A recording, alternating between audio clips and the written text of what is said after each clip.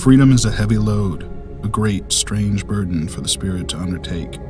It is not easy. It is not a gift given, but a choice made, and the choice made may be a hard one. The road goes upwards towards the light, but the laden traveler may never reach the end of it. Man approaches the unattainable truth through a succession of errors. Affliction comes to us, not to make us sad but sober, not to make us sorry but wise. You will be required to do wrong no matter where you go. It is the basic condition of life to be required to violate your own identity. At some point, every creature which lives must do so. It is the ultimate shadow, the defeat of creation.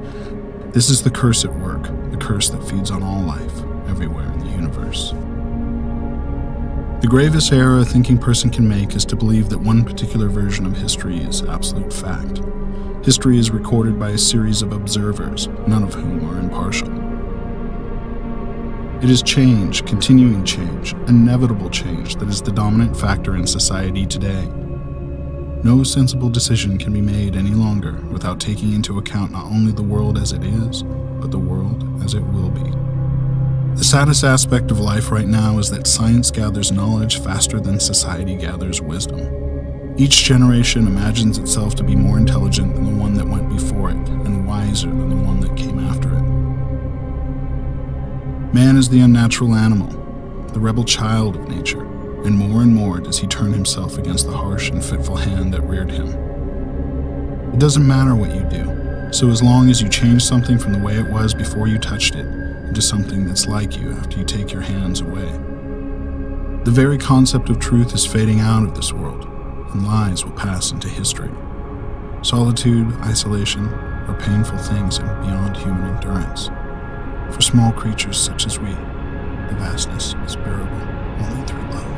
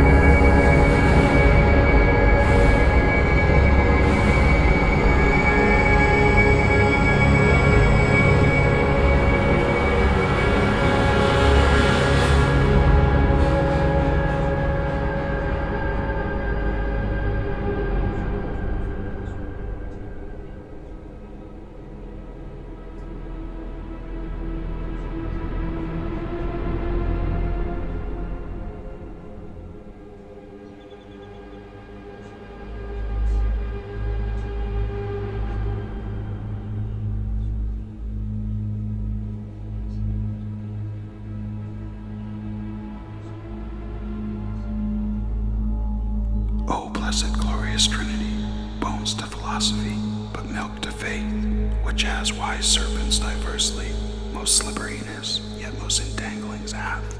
As you distinguished undistinct, by power, love, knowledge be.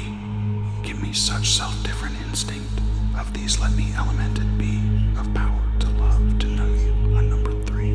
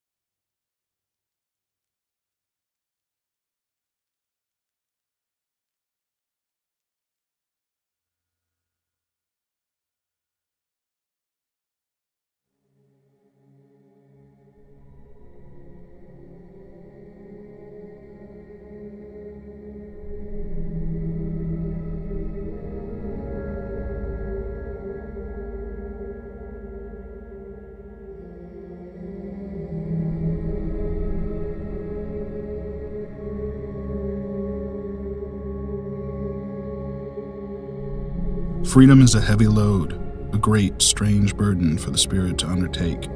It is not easy. It is not a gift given, but a choice made, and the choice made may be a hard one. The road goes upwards towards the light, but the laden traveler may never reach the end of it. Man approaches the unattainable truth through a succession of errors. Affliction comes to us, not to make us sad but sober, not to make us sorry but wise. You will be required to do wrong no matter where you go. It is the basic condition of life to be required to violate your own identity. At some point, every creature which lives must do so. It is the ultimate shadow, the defeat of creation. This is the curse at work, the curse that feeds on all life, everywhere in the universe. The gravest error a thinking person can make is to believe that one particular version of history is absolute fact. History is recorded by a series of observers, none of whom are impartial. It is change, continuing change, inevitable change that is the dominant factor in society today. No sensible decision can be made any longer without taking into account not only the world as it is, but the world as it will be. The saddest aspect of life right now is that science gathers knowledge faster than society gathers wisdom. Each generation imagines itself to be more intelligent than the one that went before it, and wiser than the one that came after it. Man is the unnatural animal, the rebel child of nature, and more does he turn himself against the harsh and fitful hand that reared him. It doesn't matter what you do, so as long as you change something from the way it was before you touched it into something that's like you after you take your hands away. The very concept of truth is fading out of this world, and lies will pass into history. Solitude, isolation are painful things and beyond human endurance. For small creatures such as we, the vastness is bearable only through love.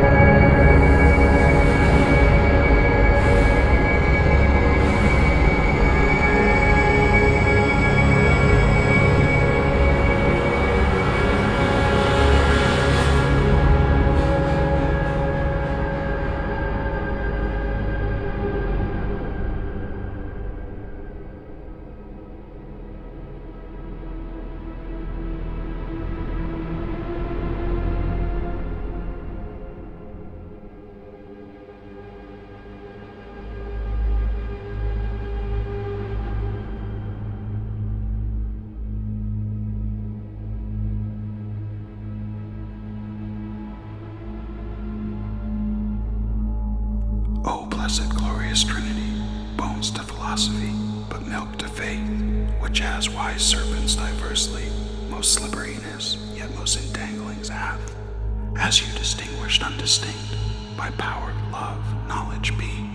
Give me such self-different instinct, of these let me elemented be, of power to love, to know you, unnumbered three.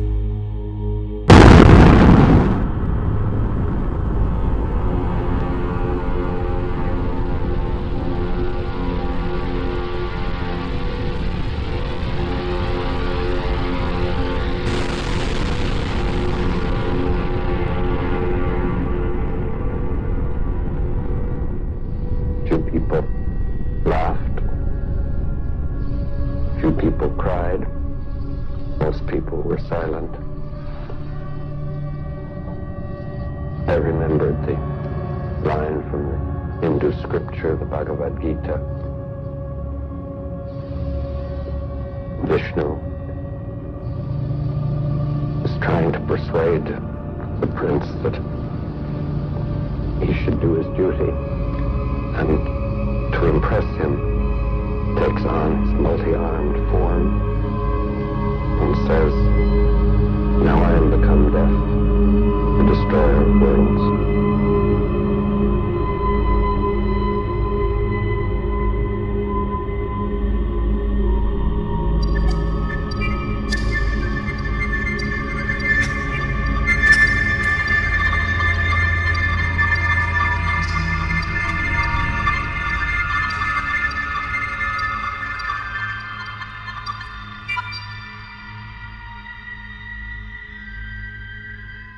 When the Trinity nuclear test was done, and Robert Oppenheimer said, "We have done this before," he was speaking from an informed perspective.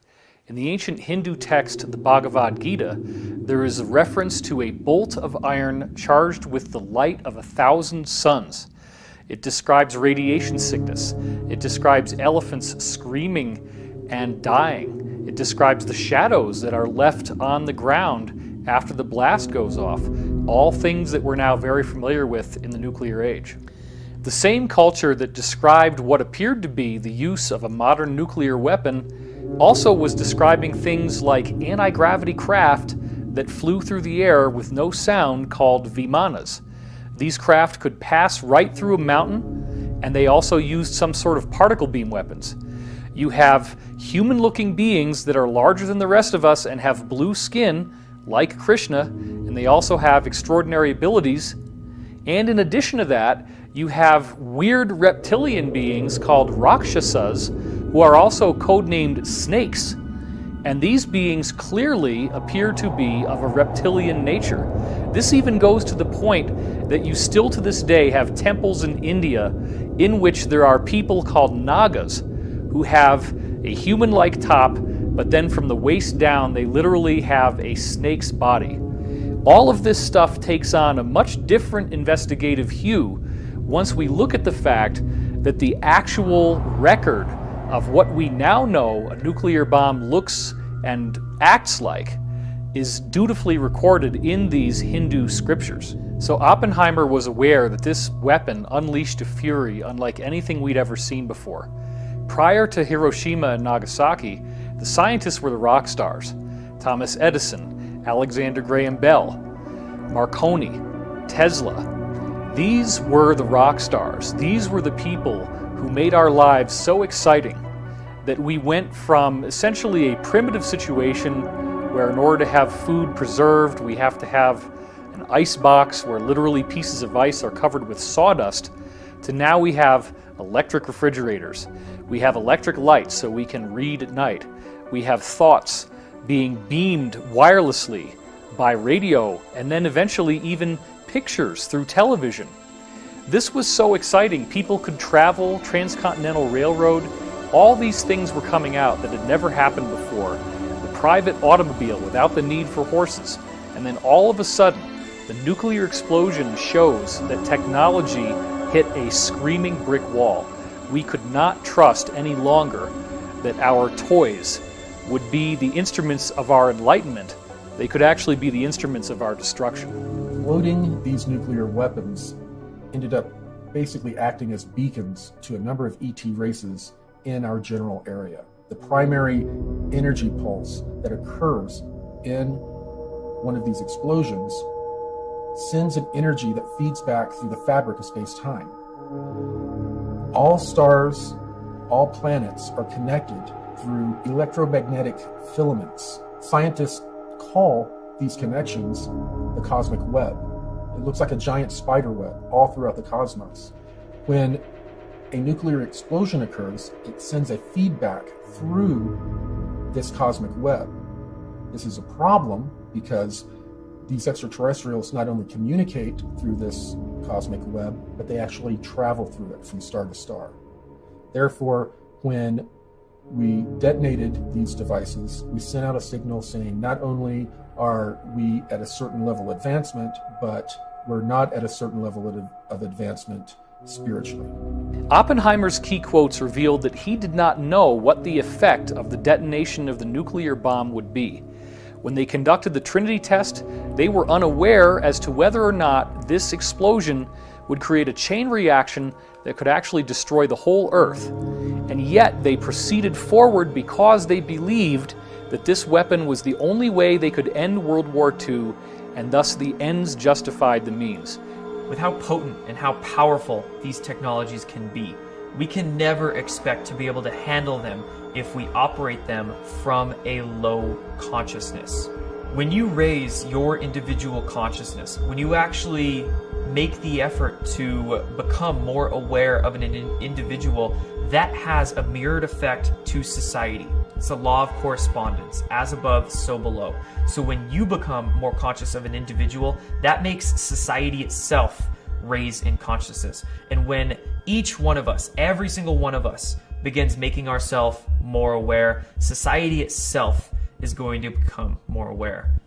Multiple insiders with credible military and corporate backgrounds have said that extraterrestrial spacecraft have appeared over nuclear missile installations and have completely powered them down.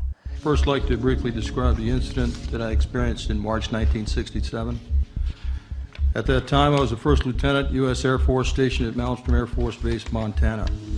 I was trained and assigned duties as a missile launch officer for the Minuteman I intercontinental ballistic missile. We had operational control over 10 Minuteman nuclear missiles. On the evening of March 24, 1967, while my commander was on a scheduled rest break, I received the first of two phone calls. The first call was to report unidentified lighted objects flying above the facility. Well, they were hovering above the nuclear silos, and what was happening was they didn't attack the nuclear silos. All they did was shut down. Captain Robert Salas had like 8 nuclear-tipped ICBMs, and they all got shut down in rapid succession. And these systems have triple redundancy backup systems. So, and the guards up topside were with their weapons drawn with a glowing red saucer above the silo. And then the UFO then went 60 miles to the other base and shut down their nuclear missiles as well. This has happened more than once. It's happened in Brentwaters in the UK as well.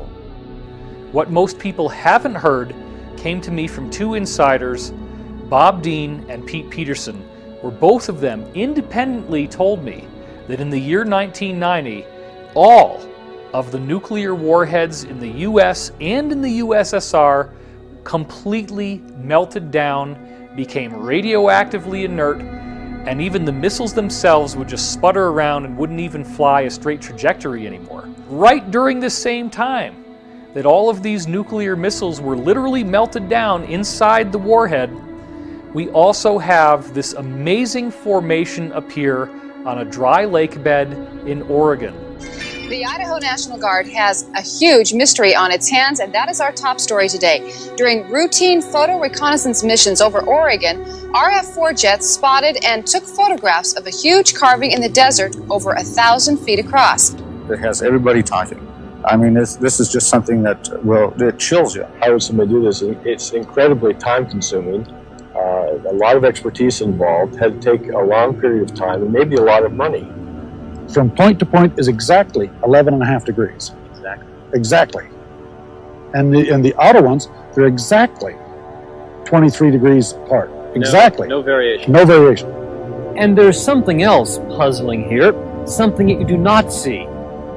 You do not see tire tracks, the kind of tracks that might be made by a tractor or a plow.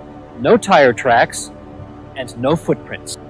In Oregon, I'm Walden Kirsch for NBC News. The reality is that this is the same type of thing that's being done with crop circle formations, but on an even more impressive scale, and that mark was a symbolic statement from the ETs. The mandala, remember, is supposed to be a symbol of the cosmic mind, a symbol of the Creator, the origin of the universe, the geometric nature of how everything unfolds. So they're giving us a message. They're showing us that they will make sure that we stay on track for this positive future that's been promised to us in over 35 different ancient cultures around the world. Ladies and gentlemen, the President of the United States. Good evening, my fellow Americans. In the councils of government, we must guard against the acquisition of unwarranted influence, whether sought or unsought, by the military-industrial complex. The potential for the disastrous rise of misplaced power exists and will persist. We must never let the weight of this combination endanger our liberties or democratic processes. We should take nothing for granted. Only an alert and knowledgeable citizenry can compel the proper meshing of the huge industrial and military machinery of defense with our peaceful methods and goals, so that security and liberty may prosper together.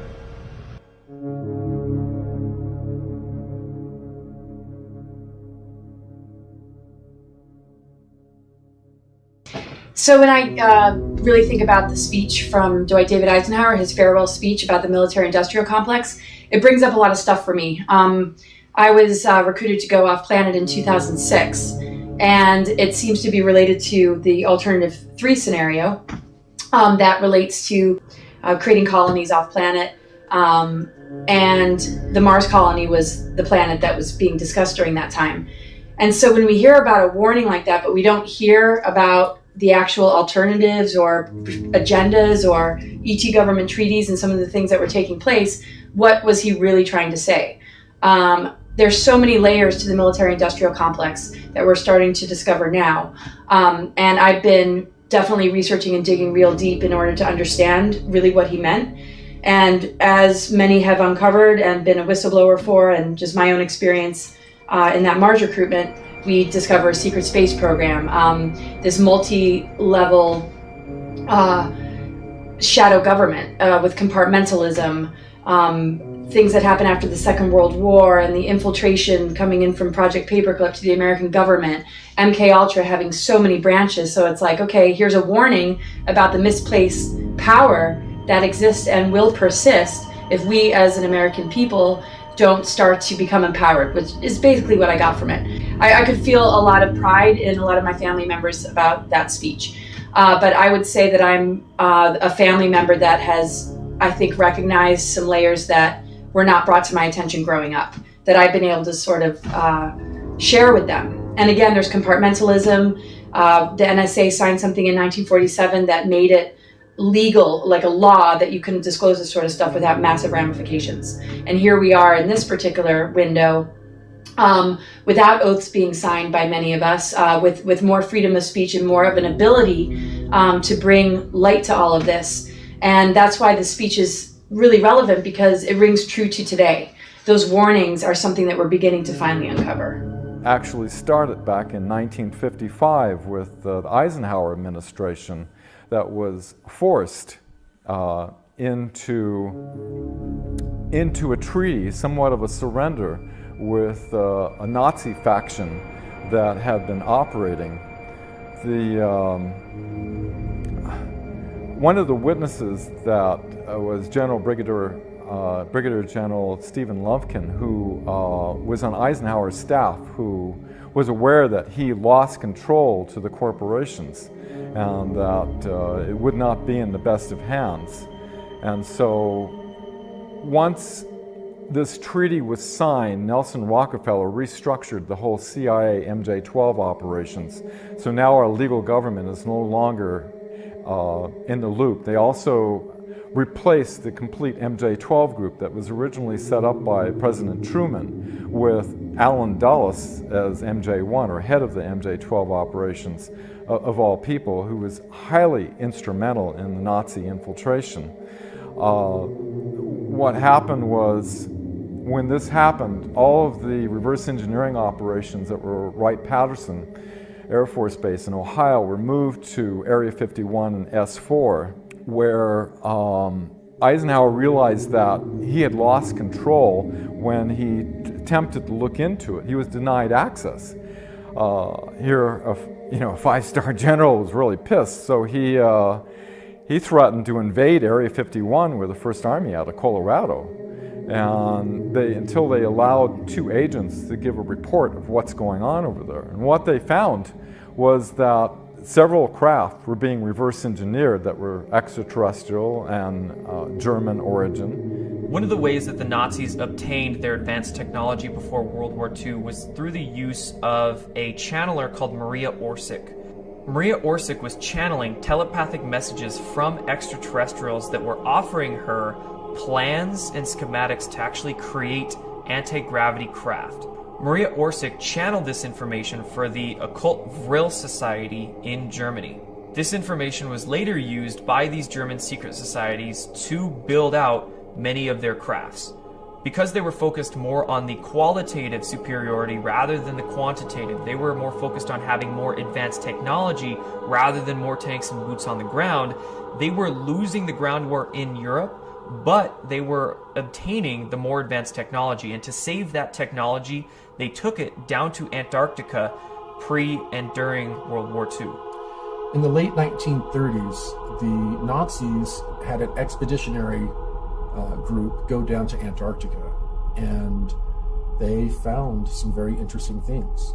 They found a region under the ice that was created by geothermal heat from volcanoes, and there would be 3 miles of ice, and a few thousand feet above ground level would have been melted by the geothermal heat.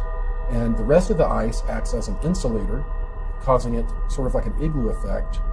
And the dome would grow from the heat, the geothermal heat, and it would melt and run under the ice. And that was some of what was lubricating the ice and causing it to move. But underneath these areas, they were finding perfect areas to build submarine bases. So not only did the Nazis build out submarine bases, as they developed more and more of their space program, they developed out a massive spaceport. After these spaceports were developed and the Nazis had handed it over to basically the Americans began to develop more and more research and development bases in Antarctica. In the late 1950s, a treaty was signed that stated that Antarctica was only to be used for peaceful research. Well, we were basically arriving and digging giant holes under the ice in various areas and building out these giant complexes, much like I think it was called Project Iceworm back in the 1960s, where like in Greenland, the United States Army Corps of Engineers was building out an ICBM base hidden under the ice, and it was very sophisticated. I'm told that they were very similar in when they were built and how they were built to the buildings that were built in this program. Companies that were given access to these R&D bases began to develop NBC testing, they called it, nuclear, biological, chemical testing, which in the programs usually translates into them working with clones, working with different chemical compounds to affect how people develop psychologically or physiologically. So a lot of very, very dark scientific programs began to be developed down in Antarctica, and indeed are going on to this very day. One of the biggest things that the cabal does not want us to know about are the existence of these R&D bases and all of the horrible crimes against humanity that are occurring on these R&D bases. On December 9th, 2015, William Tompkins released his epic book, Selected by Extraterrestrials. I became aware of it early in 2016, but it wasn't until he had conducted several interviews that he and I became friends and began speaking regularly. The story of William Tompkins is quite amazing. Here's a man who's 93 years old, and he gets hired right as he begins his military career in the Navy, working in a highly classified program for the United States government at the highest levels, where he was personally responsible for getting information from 23 different American spies who were embedded in the German secret space program, which apparently included bases in Antarctica. A single Navy operative went into Germany. This is like 1939.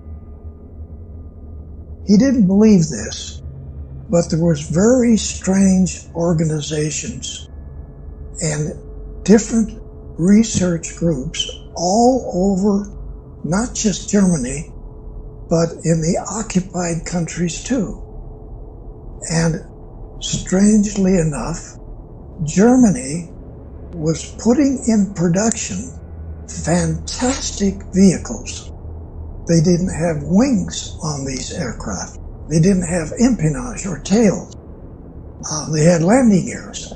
Some of them were triangular shaped. Some were rectangular shaped. Some were round shaped, like a saucer. And so he, being a spy for the Navy, found out all of these fantastic situations that were going on inside of Germany. And this is an important point.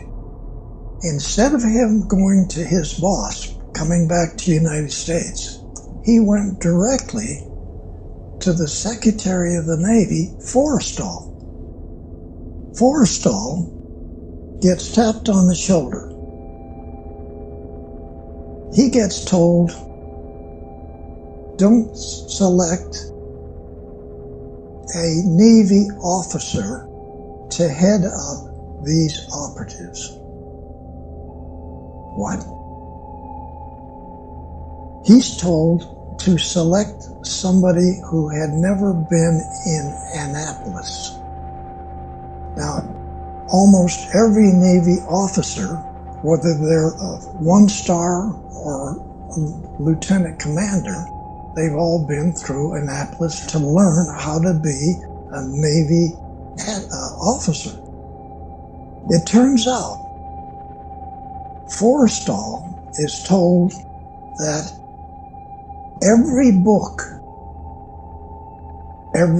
in the libraries, every book in the colleges, every book in the universities, every book on this planet is misinformation.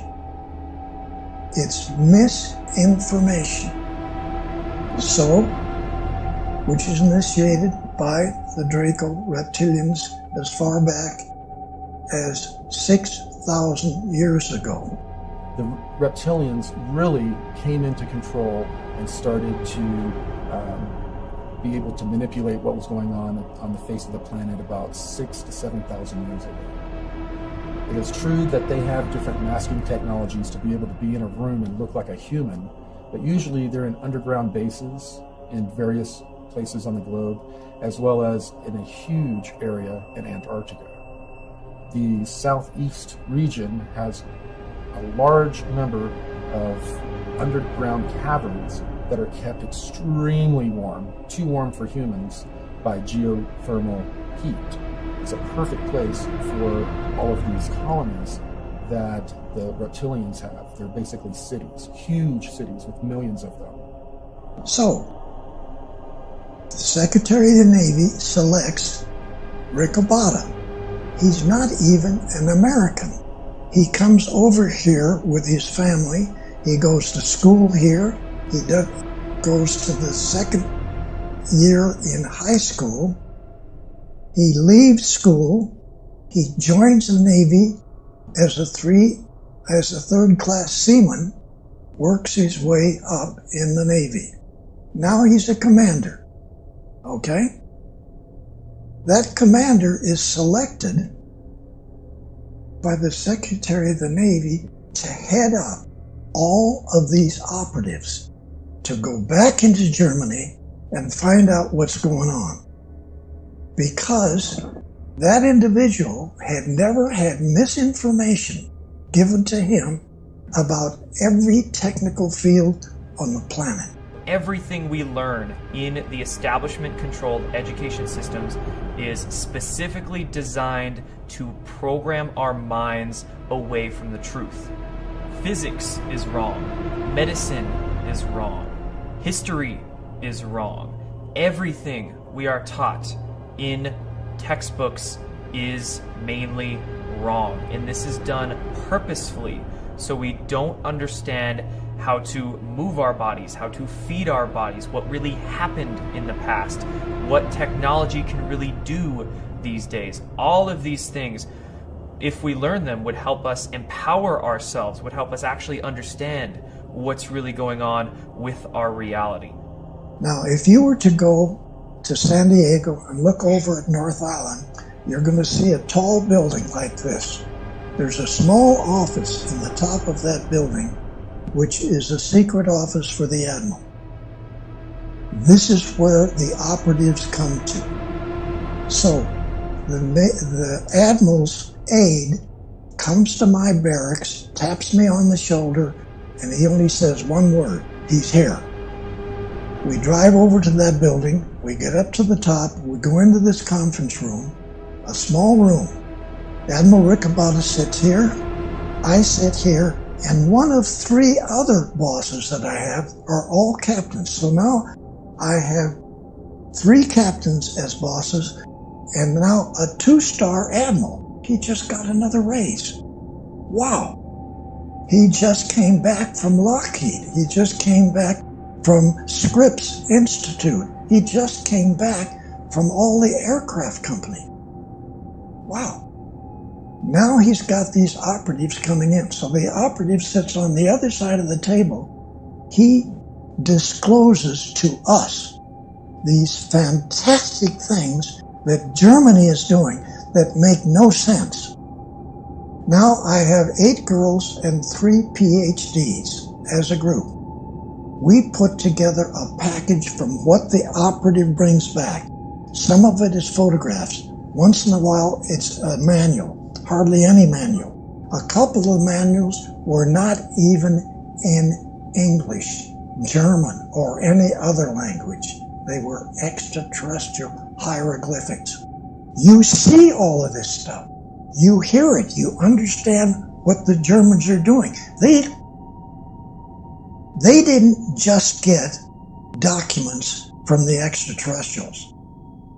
They got brand spanking new space vehicles. Here's one. Here's another one. They brought these. They take you inside. They show you how to drive it. So they put me in a secret laboratory, which is designing not flying wings like Northrop does, okay? These are just a fuselage with no wings and no tail. Half airplane, half spaceships. This is what Northrop was designing. Our first spaceships are U.S. Navy attack class submarines. We put together programs that went all the way out into the galaxy, not just this galaxy. The military-industrial complex, back when they were testing a lot of the technology that they had received from the Nazis after World War II, as well as from ETs, when they were doing proof of concept testing, they had attached this technology to a regular submarine, and then they flew it out of our atmosphere. That was the first time that they were really able to fly a vessel out of our atmosphere using electrogravitic technology. The reason that they used a submarine was, of course, because they were self-enclosed. The crews that served on them were used to serving 6 months or more away from home, having all of their supplies with them, and they had the psychology of being able to handle those tight quarters for such a long time. The technology developed to a point to where they developed the finances, this financial schemes, to begin to build out fleets of these long cigar-shaped craft. Some of them were kilometer long or longer, and they could make them longer by putting in sections. And the sections were modular, just like in modern submarines. They could take apart the fuselage and pull out sections. It could one of these modules could be set for like 3 or 4 months as a laboratory for a bunch of different scientific programs. And then at its next time at port, the modules are swapped out, and then it's a hospital ship. The modules are swapped out the next time, and it's a troop transport, or it's just a long-haul freighter. So these ships are very modular, and in the beginning they were using power systems that were nuclear. Then they moved to thorium type of electrical generation. And then they moved to some sort of 0 point electrical generation. And that is what they currently use. This is totally unreal that this happened like in 1942 on this planet. Extraterrestrial come from who knows where out in the galaxy. Germany gets to be the country that these Draco reptilians pick out to do 2 types of missions. One, to remove all of the people that Hitler didn't want in his country, and every one of them around the planet. 2, to take every man, woman, and child on this planet and put them in slave factories, men, women, and children, to build and construct all these different types of Draco Navy space battle group ships. This may sound like insanity.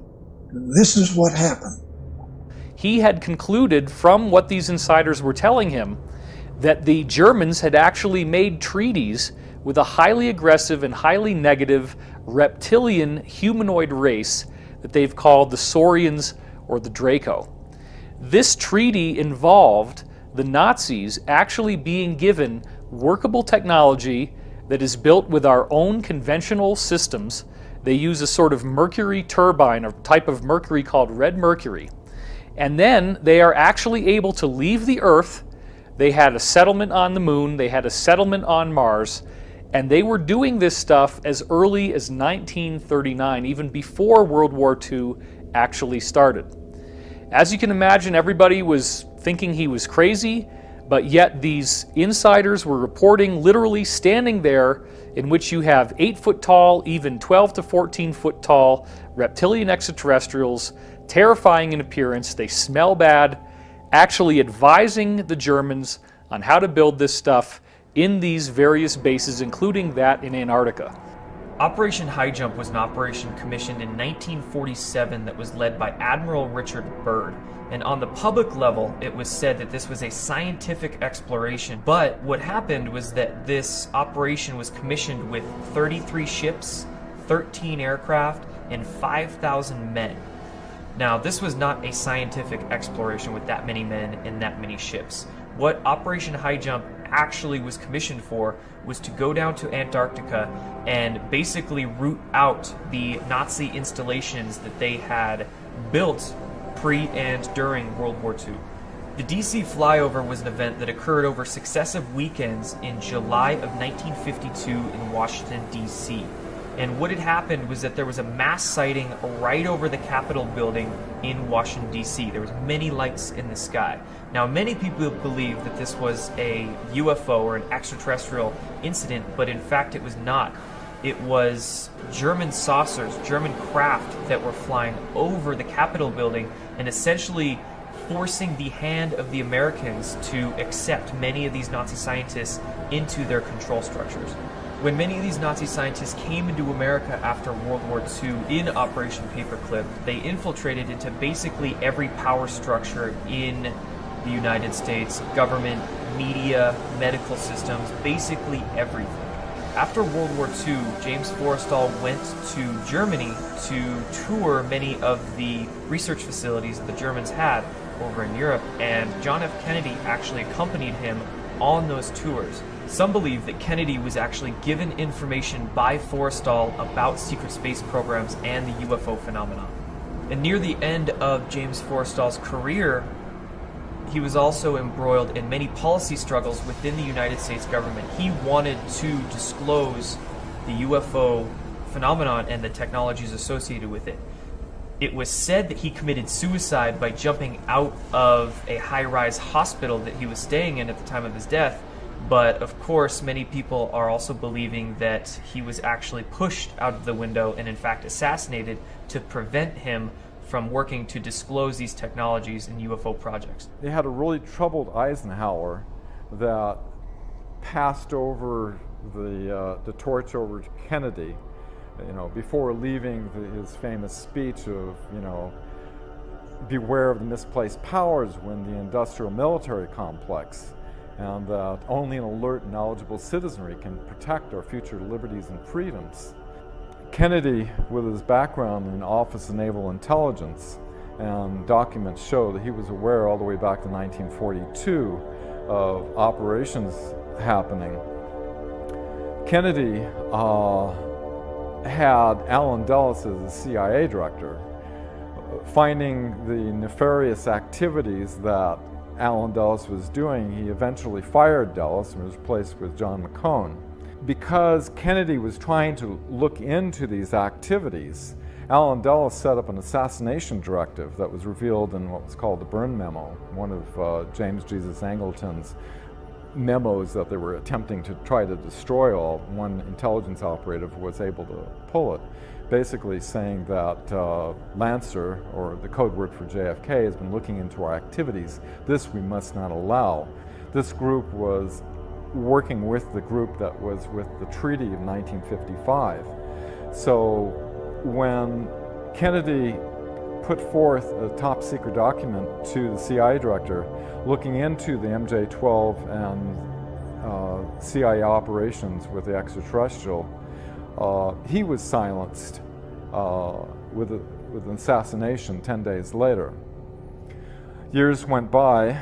By the way, the Warren Commission, which, Kennedy's famous speech of infiltrated monolithic conspiracy and beware of the dangers of secrecy and secret societies. Ironically, the Warren Commission, who said, we have a lone gunman that did this, was all made up of 33rd degree Freemasons. And afterward, the CIA put out a memorandum to its operatives to use the term conspiracy theorists for anybody questioning, and it's used today as a common ploy to discredit people who are questioning the situation. The closest we ever came to having technologies and the existence of non-terrestrials go public was actually in 1962-63. I am told through Alliance sources that President Kennedy was indeed going to make some announcements, and also make announcements that he was going to take drastic steps against some of these secret societies that were running the planet. Therefore, they worked through the CIA to have him eliminated. When he was eliminated in a very public way, the cabal came into power in a very public way. They had been controlling things very covertly up until that point, but since then, they have overtly controlled the destiny of the United States. The very word secrecy is repugnant in a free and open society, and we are, as a people, inherently and historically opposed to secret societies, to secret oaths, and to secret proceedings. We decided long ago that the dangers of excessive and unwarranted concealment of pertinent facts far outweighed the dangers which are cited to justify it. Even today, there is little value in opposing the threat of a closed society by imitating its arbitrary restrictions. And there is very grave danger that an announced need for increased security will be seized upon by those anxious to expand its meaning to the very limits of official censorship and concealment. That I do not intend to permit to the extent that it's in my control.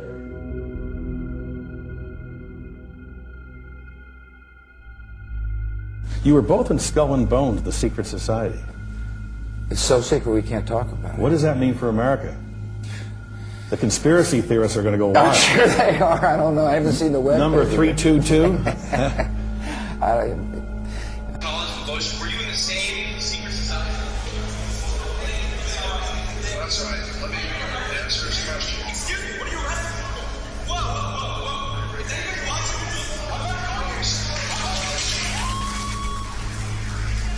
Yale University is 300 years old this year, and were you to visit its campus, you would see that it still has exotic clubhouses, which look like tombs where Yale's legendary secret societies meet. The videotape provides a grainy glimpse into what appear to be the initiation rituals of a secret society that's been around since 1832, whose members have gone on to be leaders of Wall Street and the White House, the Senate and the Supreme Court. What they captured, they say, was initiates, known as neophytes, being forced to kiss a skull, then members performing a mock killing. Still, Rosenbaum says the tape is a valuable artifact, an extremely rare view into the secret society that groomed the American ruling class for generations. Dan Harris, ABC News, New York. We see the remains of humans with elongated skulls all over the world. When you look at Egypt, there are countless depictions of the pharaohs having these weirdly elongated skulls. This includes Akhenaten, Nefertiti, and their daughter Meritaten. In the case of Meritaten, there are multiple granite busts that you can see that were carved of her, in which she clearly has no hair and has this freakishly elongated skull. And remember, this is a culture that was apparently building pyramids at the time that these sculptures were made. The people with the elongated skulls had apparently been keeping their lineage secret and hidden in the Egyptian priesthood. But then remember that Egypt became weak and it was conquered by Rome. What happened when the Romans got in there is that they made a secret agreement with these people in the Egyptian priesthood who still had the elongated skulls, and they created a safe haven for them in the Vatican City. The Library of Alexandria was burned down, but only with a false flag, where they burned tax documents and census documents. They took all the good stuff that included books from before they came to Earth and relocated that to the Vatican Library. Then you go across to the other side of the Atlantic Ocean, and once again you have a pyramid building culture in Mesoamerica with people depicted in their inscriptions who have elongated skulls. And unlike the case of Egypt, with Mesoamerica we now have the added benefit that there are multiple elongated skulls that have been dug up and were not censored, but are actually on display in museums in places like Bolivia. We have the researcher Brian Forster, who is bringing out new examples of elongated skulls, and they are being genetically tested, they're being analyzed, and they have clear physiological differences from the skulls that the rest of us have. These people have very large brains. Discover magazine in the year 2009 came out with an article called "What Happened to the Hominids Who Were Smarter Than Us?" And it describes how in the early 20th century elongated skulls were found in Boskop, South Africa, thus earning them the name the Boskop skulls. And they were given ceremonial burials. Apparently these people were revered in their society. But the article claims that the brain volume is almost twice what ours would be, and thus the average person in their society would have an IQ of 150, and some of them could have an IQ that goes up to 300. These weird elongated skulls were also found in a dig in Siberia in a town called Omsk, and the men who dug them up were so afraid that many of them actually started crying and left their jobs and refused to come back. We furthermore see in the case of the Mongolian conquerors that there were reports of them having weird elongated skulls. And most recently, even in Europe, we have found tombs of the nobility, the wealthy people who preserve their bloodlines, such as in France. And they also have this bizarre elongated skull feature.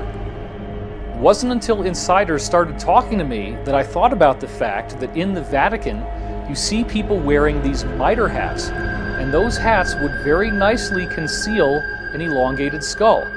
These people with elongated skulls would look like us in their faces, and the hat would conceal the only thing that would make them appear to be different.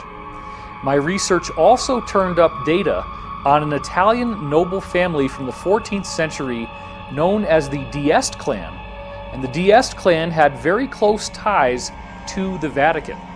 What's so bizarre is when you look at a painting of Prince Leonello d'Este and someone who is either his sister or his wife, the scholars don't really know, they usually call her Princess d'Este.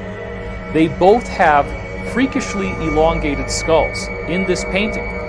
The story gets even more interesting when you trace the descendants of the D'Este clan, the lineage that they left behind.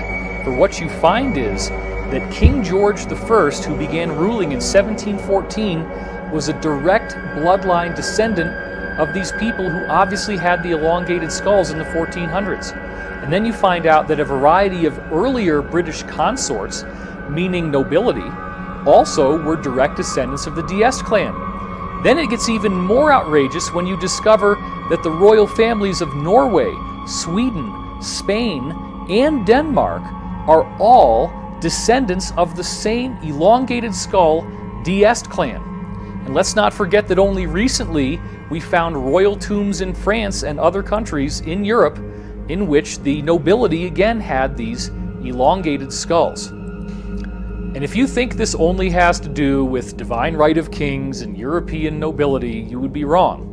In 1988, an article in the New York Times traced fully 13 out of all of the 40 US presidents at the time as having a direct bloodline connection to European nobility. In 2012, a 12-year-old girl named Brigitte d'Avignon actually did a much more complex genealogical study of the US presidents using the power of the internet and computers.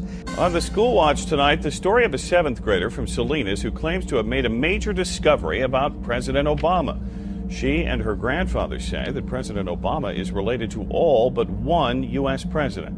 And she found that 42 out of 43 US presidents all had a common ancestor in King John I from England. And this is not just any old king, this is the guy who actually chartered the Magna Carta, which became the defining element that turned into the British Constitution. D'Avignon says she spent countless hours on the internet over the summer researching the lineage of our presidents, a project that started with her trying to trace her own family tree. But I'm the first historian to do all the presidents. So that's almost all of the US presidents that we've ever had. The bottom line is these people are tracking their lineage, they're tracking their bloodline, and they're making sure that their own people get steered into the positions of the highest power and influence worldwide, including the United States of America. Within secret societies, there can be both good and bad people, white hats and black hats. So many of these secret societies are, of course, involved in very dark practices. But there are also secret societies out there that are harboring knowledge and information and technology to keep it out of the hands of the deep state or the black hats or the people that would do detriment with these technologies. Some of the, I guess, very well-known elites, names I won't mention, but are on the front lobes of most watching this video, are highly involved not only in some of the slave trade aspects, but are also involved in dealing with non-terrestrials and dealing with organized crime down here on Earth and how it's related to these programs. I will tell you, Director Deutsch, as a former Los Angeles police narcotics detective, that the agency has dealt drugs throughout this country for a long time. Director Deutsch, I will refer you to 3 specific agency operations known as Amadeus, Pegasus, and Watchtower. I have Watchtower documents heavily redacted by the agency. I was personally exposed to CIA operations and recruited by CIA personnel who attempted to recruit me in the late 70s to become involved in protecting agency drug operations in this country. For the record, my name is Mike Ruppert, R-U-P-P-E-R-T. I did bring this information out 18 years ago, and I got shot at and forced out of LAPD because of it. I've been on the record for 18 years nonstop, and I'll be happy to give you, Congressman, anything that I have. A lot of these elite are running a lot of financial scams, drug programs to raise money for these secret programs that they have going on. And they take full advantage of this access. They probably don't age anymore. You know, a 1%er, you don't know who they are. You don't even know what they look like. You don't even know their name. They could go down and be at a 7-Eleven, you wouldn't even know it. So they could not age and you wouldn't know it. Never get sick. Offsprings would be born. They'd be super smart, super strong. Just quality of life improved in every direction. And I'm sure the 1%ers are enjoying it, while the rest of us are dying with diseases and malformities and stuff. They're walking around, body beautiful. So that's just the medical area. Then think about the other things. Transportation, the vehicles they travel around, home, security, all that stuff. Just, it'd be like somebody in modern suburbia looking at a man in a cave. We're the men in the cave.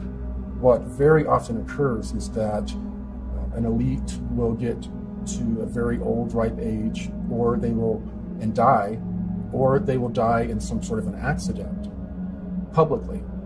Privately, they are taken, and depending on their level, they are either age regressed or they have their consciousness basically downloaded into a clone that is an exact duplicate of them. They then disappear from the public eye forever and go into these programs or go into retirement. This is something that pops up a lot in the programs, and everyone that is served deeply knows that the elite have access, and many of them never really die. What the deep state or the cabal or the New World Order is a small group of very powerful but very psychopathic individuals that have acquired a lot of money, a lot of technology, and a lot of information over the course of centuries.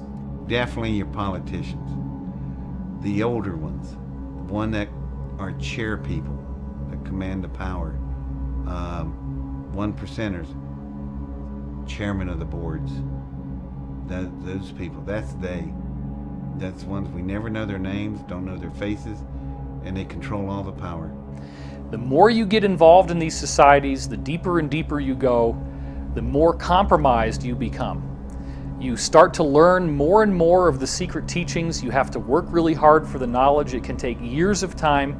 You keep accessing higher and higher levels of rank, and they keep dropping these little seeds in as you go on. Seeds that start to blossom in your mind and make you think differently. Ultimately, if you go far enough down this road, you will be invited to participate in things like pedophilia and human sacrifice. And if you don't do it, it's the offer you can't refuse. They may actually even kill you. Once you partake in these activities, whether you like them or not, they now have leverage they can use against you. If you ever dare to speak out against this group, they have photographs, they have films, they have the footage that can absolutely ruin your life. Deze mensen, de meeste daarvan, hadden een Luciferiaans geloof. En dan kan iedereen zeggen, ja, geloof bestaat niet en God bestaat niet, alles bestaat niet. Nou, voor die mensen was het de waarheid en de werkelijkheid. Hun diende dus iets onstoffelijks. Hun diende wat zij noemden Lucifer. En ik kwam dus ook in die kringen. Alleen ik lachte erom, want het waren voor mij gewoon klanten. Dus ik kwam in wat ze noemden Satanskerken.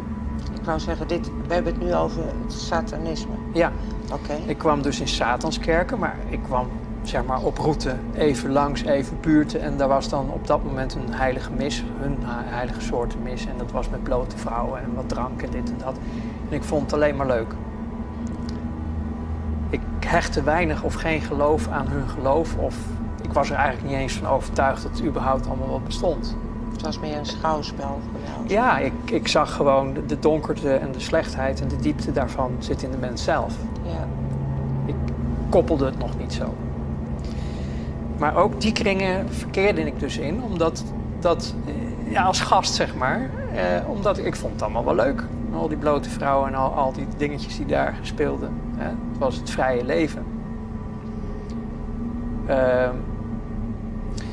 Maar er kwam een moment, toen werd ik dus uitgenodigd, daarom vertel ik dit ook, om mee te gaan doen aan offers in het buitenland.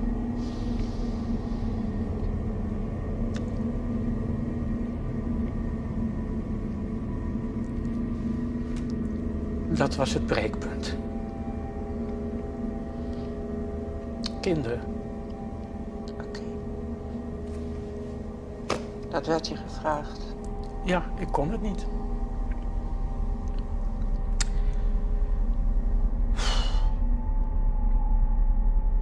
The reason that these elite dark occult societies sacrifice and traffic children, first and foremost, is the energy associated with it. So when a human is in the state of fear and trauma, they release a energy. And this energy can be picked up by essentially negative extraterrestrial beings, negative archonic influences, and they feed off of it. They literally feed off the energetic release of fear and trauma. When these dark groups use children, because a child is not mentally programmed yet as an adult is, they are much more innocent, they're much more connected into their higher selves or into their divine, if you will. The trauma that they release is much more potent than using adults. During these ritualistic practices that the elite participate in, one of the compounds that is released in the children's body during torture, during trauma, is a compound called adrenochrome. It's released out of the adrenal gland during highly traumatized incidents, and this adrenochrome acts as essentially a drug. These secret societies that make up the deep state are nothing new. This actually spans back thousands and thousands of years, and they have always occulted this information for themselves. We need to understand what occulted actually means. Occulted just simply means hidden in Latin. It doesn't necessarily mean good or bad, it just means hidden. So these secret society groups have hidden or occulted this information for thousands and thousands of years. They've kept it to themselves, and they haven't shared it with anybody outside of their inner circles. The secret societies are really more of a front organization that they use to recruit people, and they will gradually over time find out exactly how ruthless and bloodthirsty you are. It is only as you go farther and farther into this, you become embedded with your brothers in a brotherhood, you become more and more involved, you get deeper and deeper in, that then they start hitting you with the really heavy stuff. Until we face as a society that these things are actually happening and that there is a centralized control group that is responsible for this, we will be doomed for these people to continue to exert their control over us. If we don't learn how to respect each other, then we're never going to make any progress. We need to learn from the Me Too movement and understand that there is corruption, there is rape, there is pedophilia, there is child trafficking, there is human sacrifice, there is cannibalism. And all of these things are happening because there is a hidden elite that actually uses these behaviors as part of their religious sacrament. It actually doesn't matter whether you believe that these people exist or not. The bottom line is that they are actually advertising themselves constantly. They do it in movies. There's a whole set of symbols that you can look for in movies that show their influence. They do it in video games. They do it in television shows. They do it in music videos like crazy. They do it in awards ceremonies. And it's always in your face. Now is the time for us to get our heads out of the sand and understand that even if these things do seem unthinkable to us, there are people today who are actively practicing this. The evidence is voluminous, and really what it boils down to is that people don't want to look at the evidence because it is so upsetting. In our obsession with antagonisms of the moment, we often forget how much unites all the members of humanity. Perhaps we need some outside universal threat to make us recognize this common bound. I occasionally think how quickly our differences worldwide would vanish if we were facing an alien threat from outside this world. And yet, I ask you, is not an alien force already among us?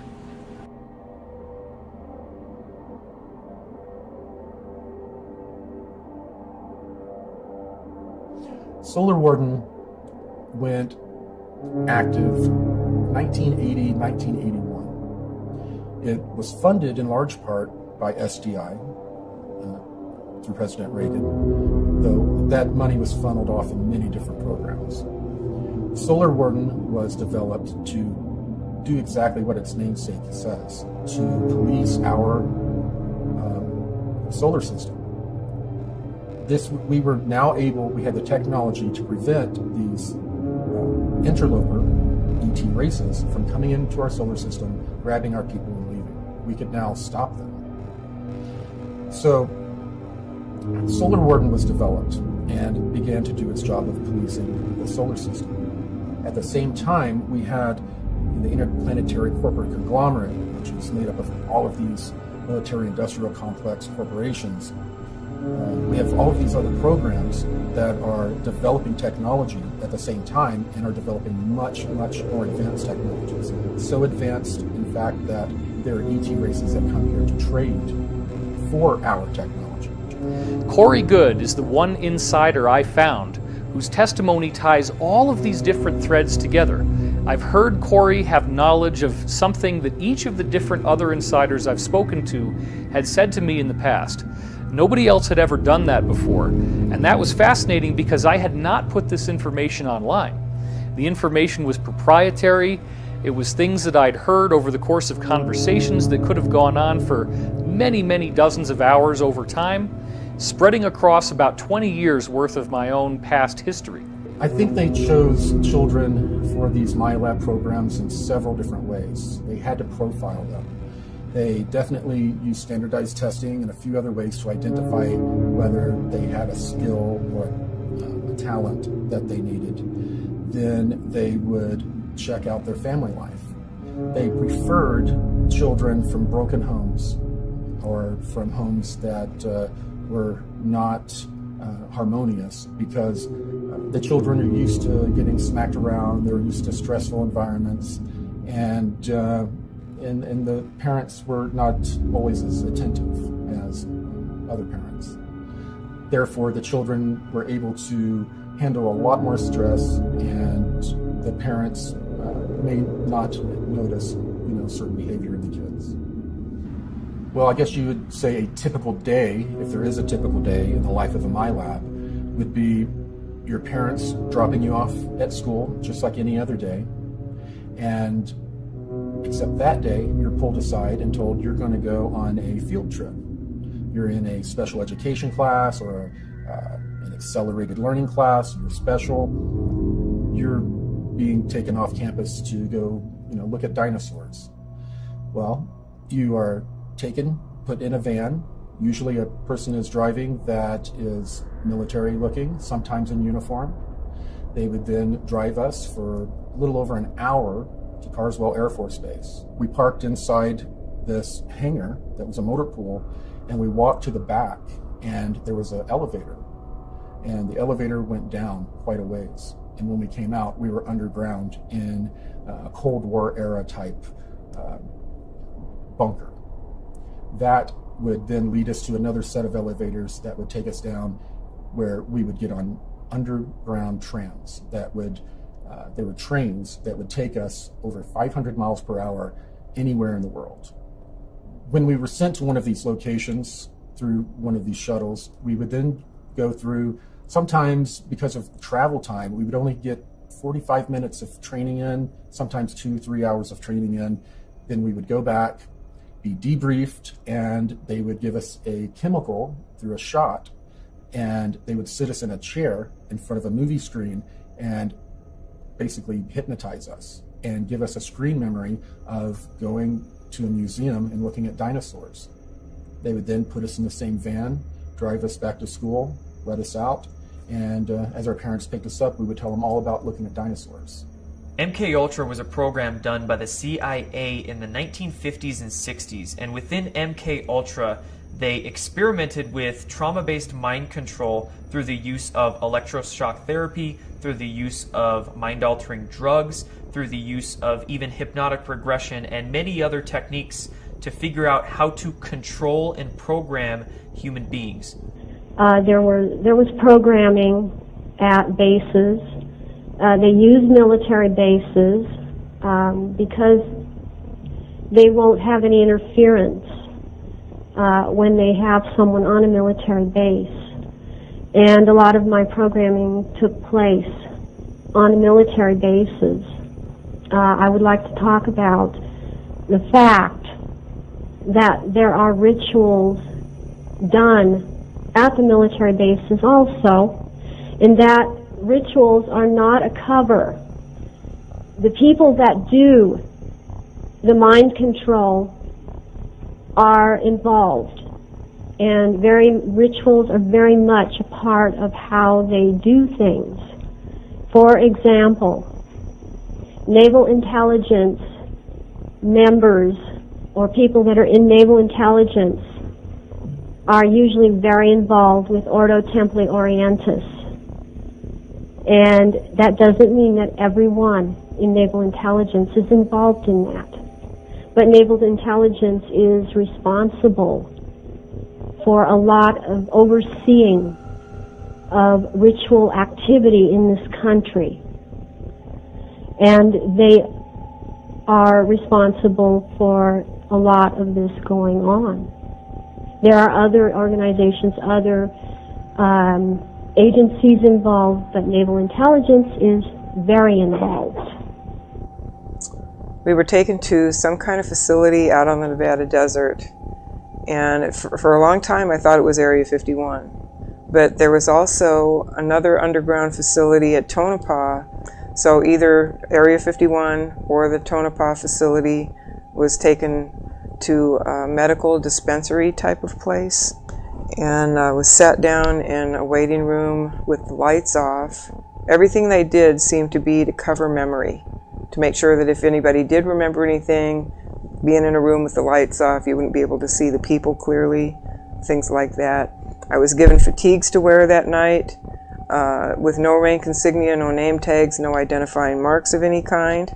Was forbidden to speak to the other people that I was out there with, beyond what was necessary to run the test. So the situation they put us in was very isolating and very frightening, terrifying actually. And so we got to this facility, we sat down in this waiting room with the lights off, and I still see it really clearly. I could draw a picture. And one by one we had to go off to the side in this little room. Finally they called my name and I went into the little room. It was a small room. There was a security guard in there in desert camo fatigues, wearing a sidearm. He was standing at parade rest.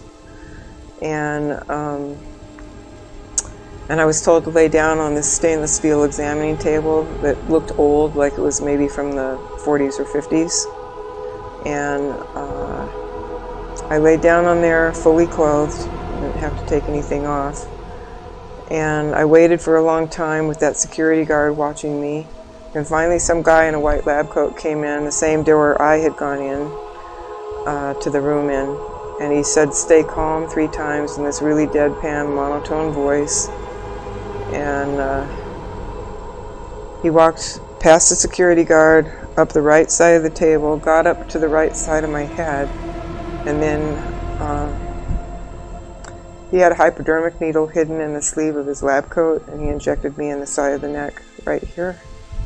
And whatever the chemical was went straight to my brain. And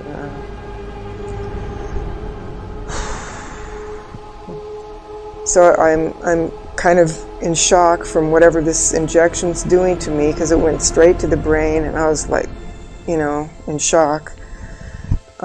Suddenly there's 2 guys on either side of that table pulling me up by the arms and dragging me off the table and down through this doorway where there was a long flight of stairs going down.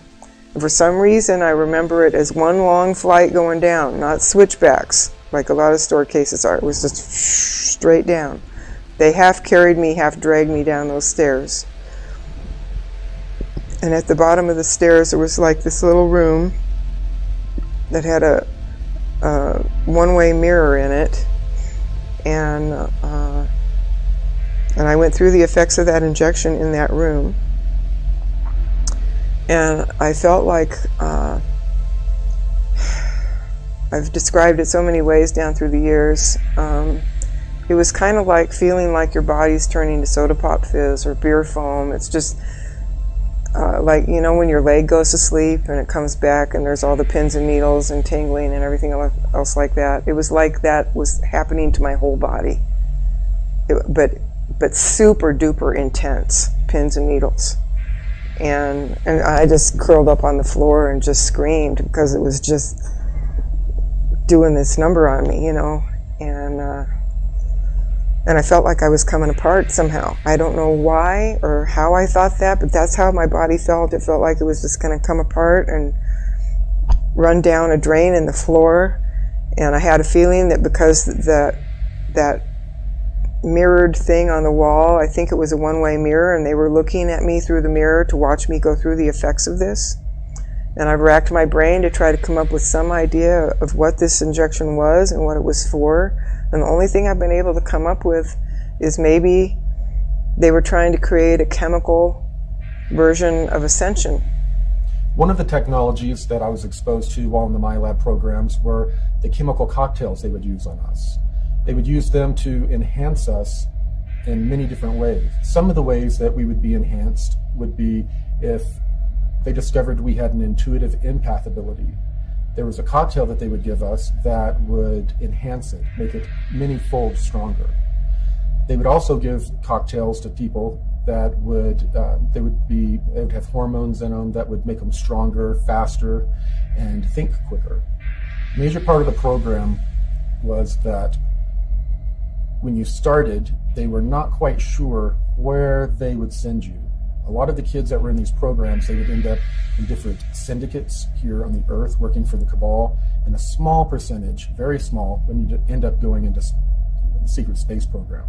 Certain children were picked who had certain DNA, and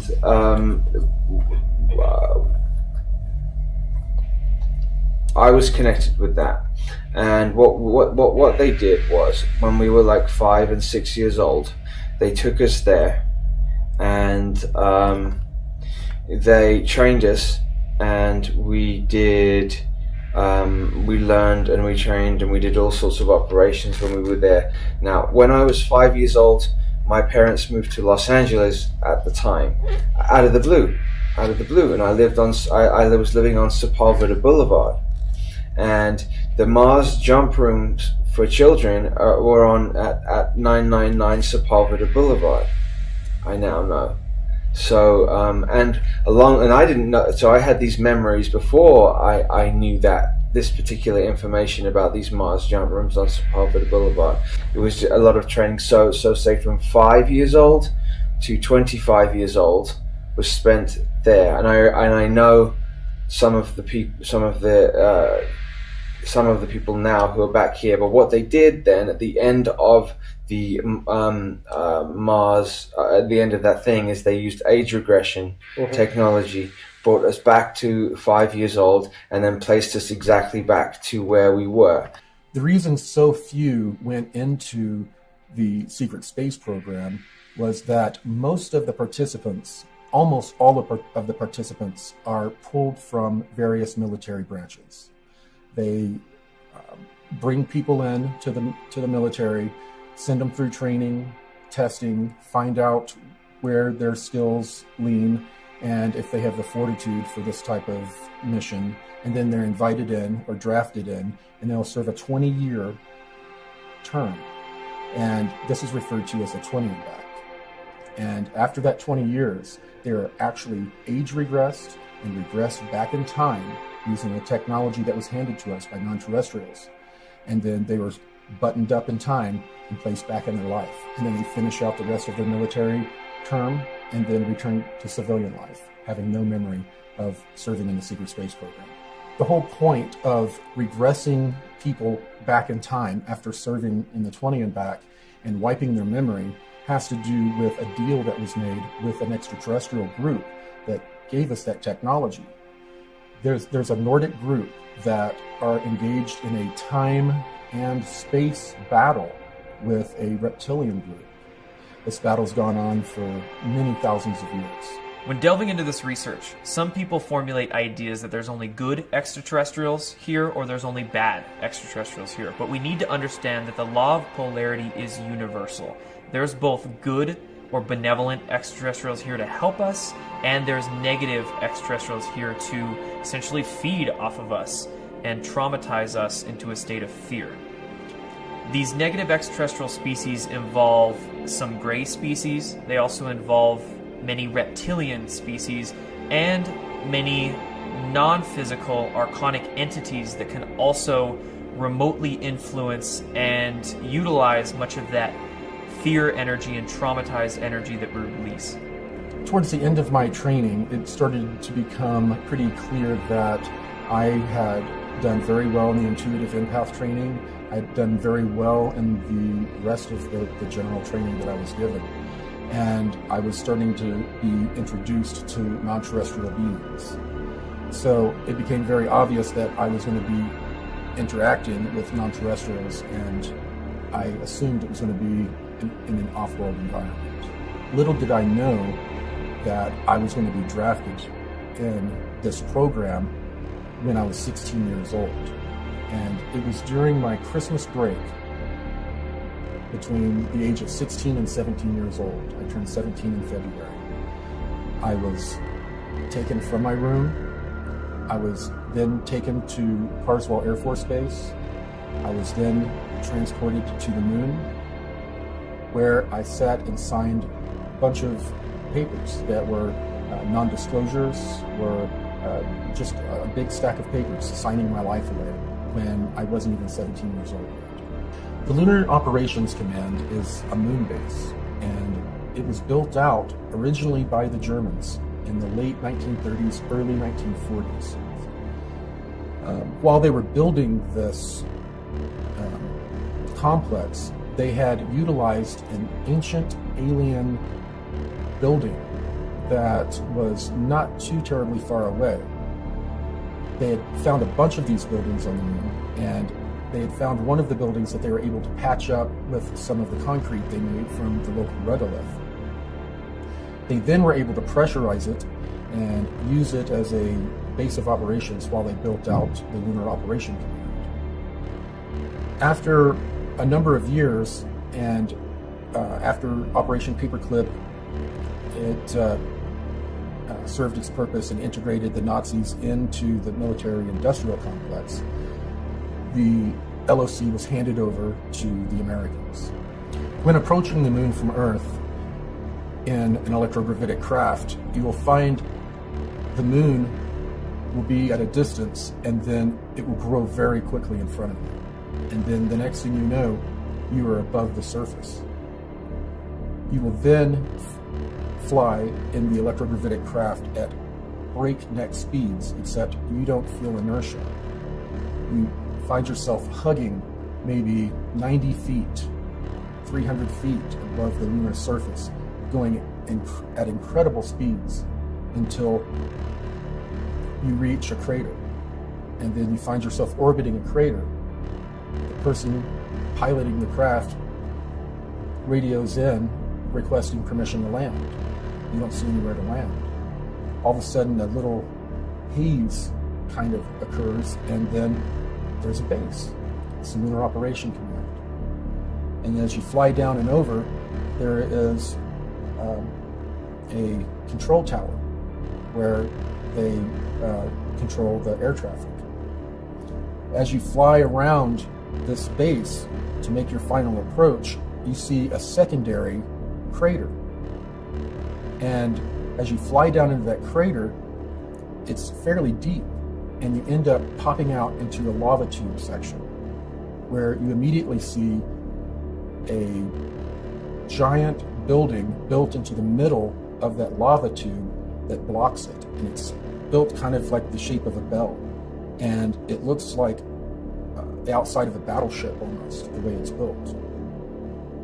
You then fly in and land in the bay, and you're now at the Lunar Operation Command.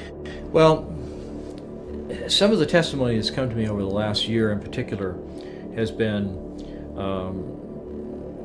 nothing short of startling in terms of the degree to which the space program, the secret space program, has expanded.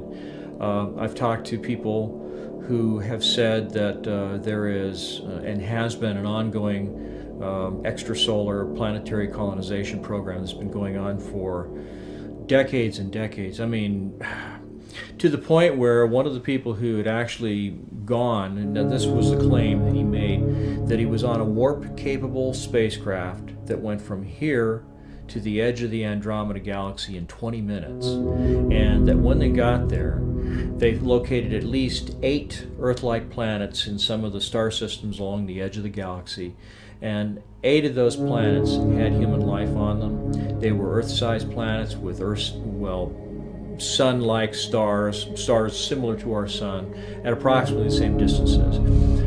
They wound up using some kind of radio telemetry sensors to determine which ones were broadcasting in conventional radio and television signals. They found 2 planets like that, 2 of which were speaking English. And the minute I heard this, I thought, well, this is complete baloney, or this system, this whole program has been going on for a lot longer than anybody would have dreamed. But he described seeing cities and roads and cars and people and conventional clothing speaking English. And there's only one way that that's possible, I mean, other than parallel universe type of scenario, and that is that the program's been going on for much, much longer. Right after about the 6-year mark in my 20 and back experience, I found out some very disturbing details that no one on the ship knew about. And, well, almost none. I was approached by a petty officer Wheeler, someone who I honestly had a crush on, and she used that to her advantage. She needed me and an engineer to help her get into a room, a restricted room, and look into some pods. She wanted to know what was in those pods. She had a bad feeling. Well, we helped her get in, and I was standing watch. She and the engineer opened up one of the pods, and they were cryogenic chambers, and they were full of people that had basically looked like they'd been filleted and cleaned and sent to the market. While I saw this a little bit from a distance, gas was escaping from this pod, and it overcame the petty officer and the engineer, and they collapsed. And as I was turning to run through the door I was watching through, I collapsed.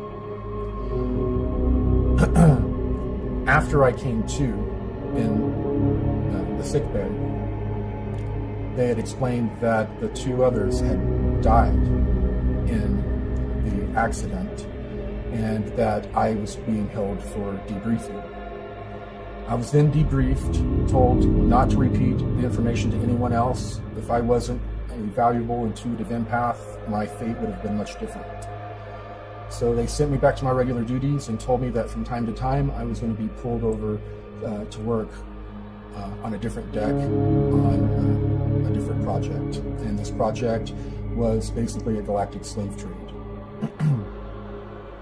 It turned out that for many decades, while we were developing the technology to try to fight some of the negative ETs, there were extraterrestrials that were coming into our solar system, were coming to our planet, would swoop down and kidnap people and leave, and then take them and trade them off into some sort of galactic slave trade that's going on. After a while, the benevolent powers that be decided, you know what, this is a commodity. If we start calling our own people and trading them off to these extraterrestrials, we can get trinkets, we can get technology, we can get biologicals, and that's what happened. They would trade human beings for biological samples, much like what Emery Smith would end up receiving in his lab and doing different experiments on. And they would also get technology, and they would trade the humans off. The humans would go off to be used in any number of ways. Humans are very coveted, not people aren't only leaving to be food for reptilians. That's a small percentage. Most of them are being used for their skills. Humans are very well known for our engineering, our creativity, our ability to bring things from our mind and create them and engineer them. And strangely enough, we are coveted and used in that fashion. So the Cabal group has been basically utilizing human beings as a resource. So as little groups of people from all of these different programs started to join and work very quietly and secretly to not only find out the full truth of what was going on, but find a way to combat it. The SSP Alliance is a very small fraction of the overall secret space program or secret space programs, under 1%. So the only technology that they have is what they brought with them when they defected. It is a ragtag group that is doing their best to bring full disclosure to humanity. They don't want a slow, protracted disclosure. They want all of these technologies given to all of humanity at once, not to any one group, any one country, to everyone at once. And that is what the Secret Space Program Alliance has been working for. The collective story that these insiders have shared with me is much bigger than where the UFO community had been going up until then, and thus it has utterly revolutionized the whole basic discussion of what everyone is now talking about. Whether they agree with it or not, everyone has had to deal with the concept of the secret space program.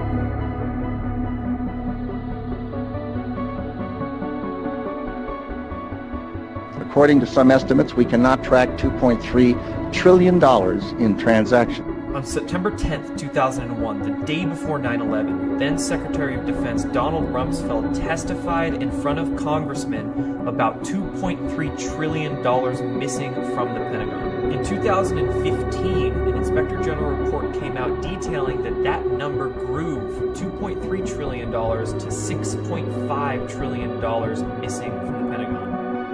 This money is going into unacknowledged projects both above our heads and below ground, into deep underground military bases and secret space programs with technology far beyond what many of us can even realize. Our black budget, for instance, garners $1.023 trillion every 2 years. It's over $500 billion a year. Right now, there are 131 active deep underground military bases in the United States. There's 1,477 of them worldwide. Each one has an average cost of $17 to $19 billion. Each one is built in the site, it used to be, it'd take a year to 2 years to build each one, and now they're capable of building a couple of them a year with sophisticated methods. Area 51 is only one base, one of the 131 bases. Of these 131 bases, I call Area 51 a mega base. It's got more than one base in it. It's Tonopah Test Range, Area 51, S2, S4, Groom Lake, and a host of others. Now, these mega bases are gobbling up our gross national product. Right now, we're spending 28% of the gross national product on building underground bases solely. China has built 50 different ghost cities that collectively are built to hold an estimated 64 million inhabitants. The apartment buildings, the roads, all of the infrastructure, all the plumbing, all the electrical, everything you need for a city, and there's nobody there. 50 cities, 64 million people. Now remember, China's gross domestic product is $11.2 trillion.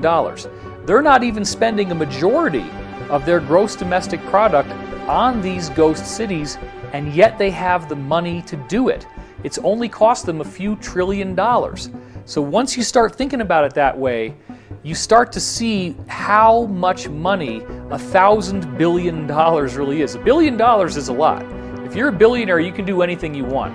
$1,000 billion is a sum of money that just gets dropped out there with this word trillion, but we're not really thinking about how it literally can build an entire civilization.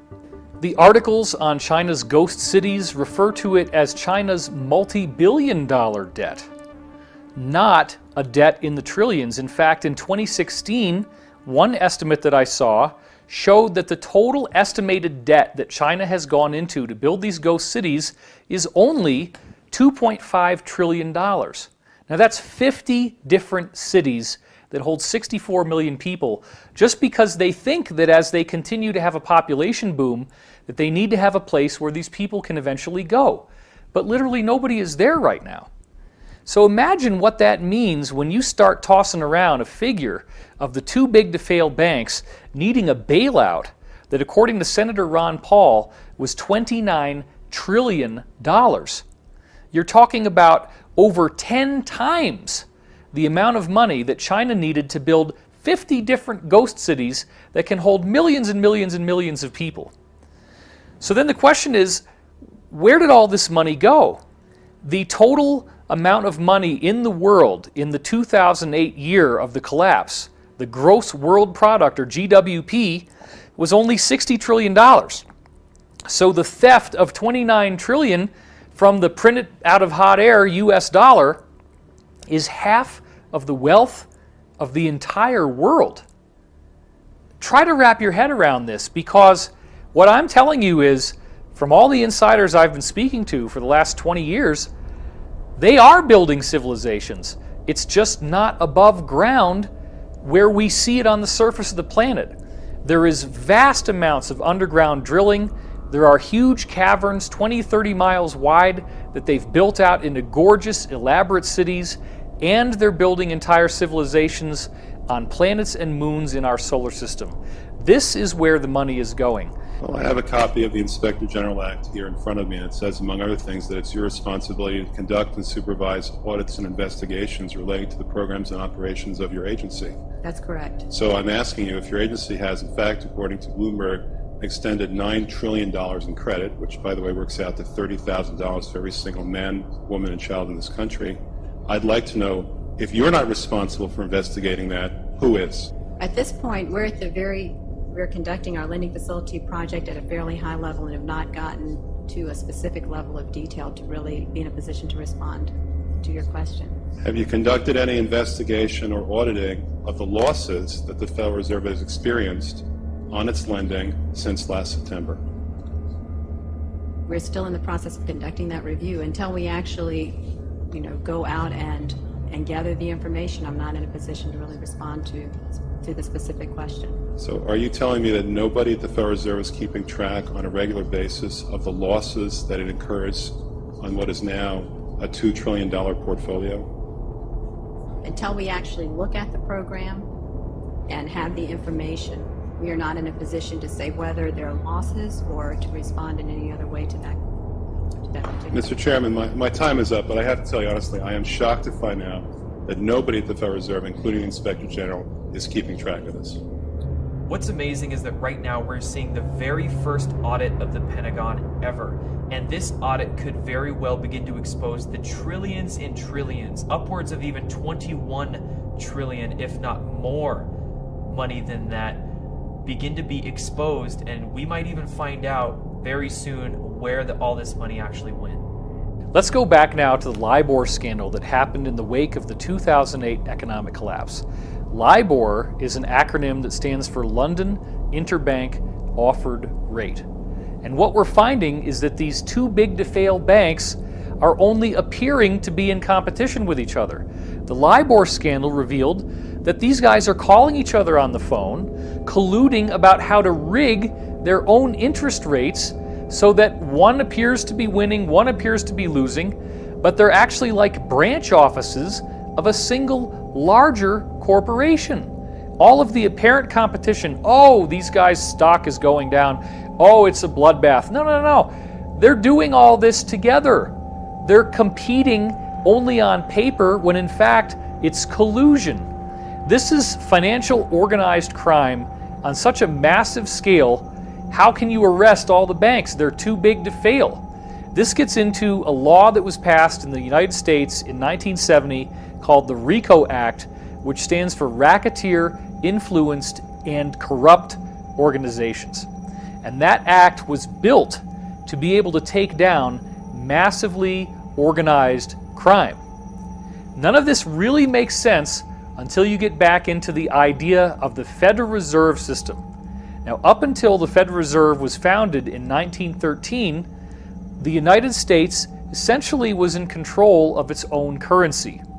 This same banking cartel that we've been talking about worked behind the scenes to create a series of fake economic crises in the late 1800s and early 1900s, which caused regular Americans to have their savings wiped out.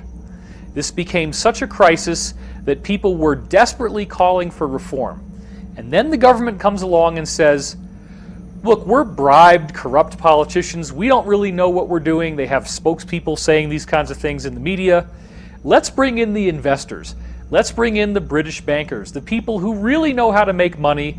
They've been doing it for a long time. They're not just going to hold an office for a few years and go disappear.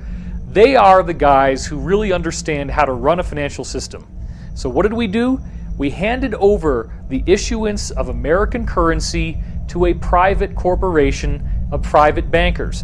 When you see Federal Reserve note on the US dollar, that means it's printed by the Federal Reserve. The Federal Reserve, since they came into power just over a century ago, has eroded the purchasing power of the US dollar by 99%. So what was really going on there? Do you think that these investors built up the equity of the United States, made us more profitable? It's exactly the opposite. We have been living in a prolonged economic depression. They just don't call it that because the metrics that we use to measure the economy are coming from a rigged system, just like we saw with LIBOR. Don't bother to look at the Dow Jones. Don't bother to look at the NASDAQ. That has nothing to do with the reality of everyone else and how hard it has become to earn a living. The complete wiping out of the middle class. You have rich and you have poor. And even among the rich, you then have super rich people where a concentrated small cluster of individuals have so much wealth that it could feed entire nations, entire peoples. So this is something that is an economic inequality that must be addressed. And the only way that we're ever really going to learn this is by a collective, massive understanding.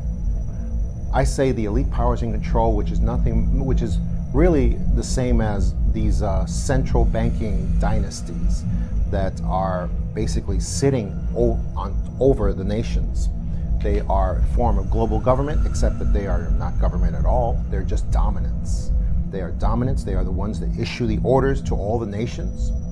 As we saw clearly in 1947, after Roswell, we saw these elite powers in control issue these orders to all the nations that anything real that comes up in regards to alien visitors or UFOs must immediately be covered up at all costs, no matter what.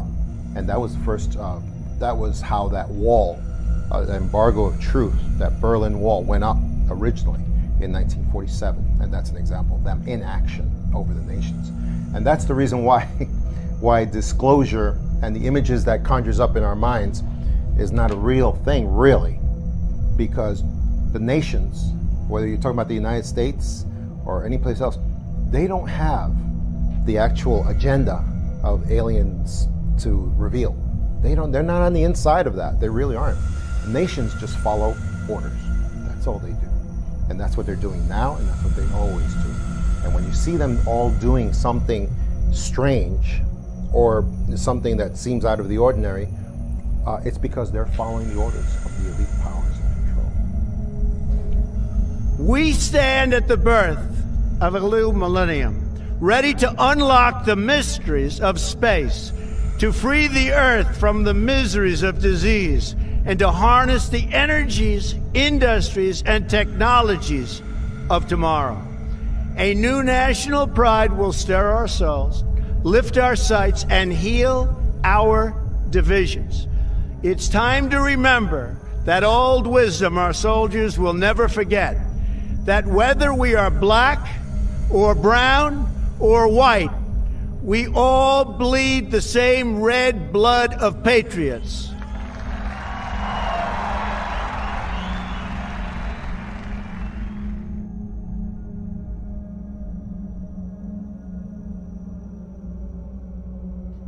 After the inauguration, the president signed a number of secret memorandums stating that he wanted the release of advanced technology, and a lot of this technology was involved in the space program, and he was very aware of it.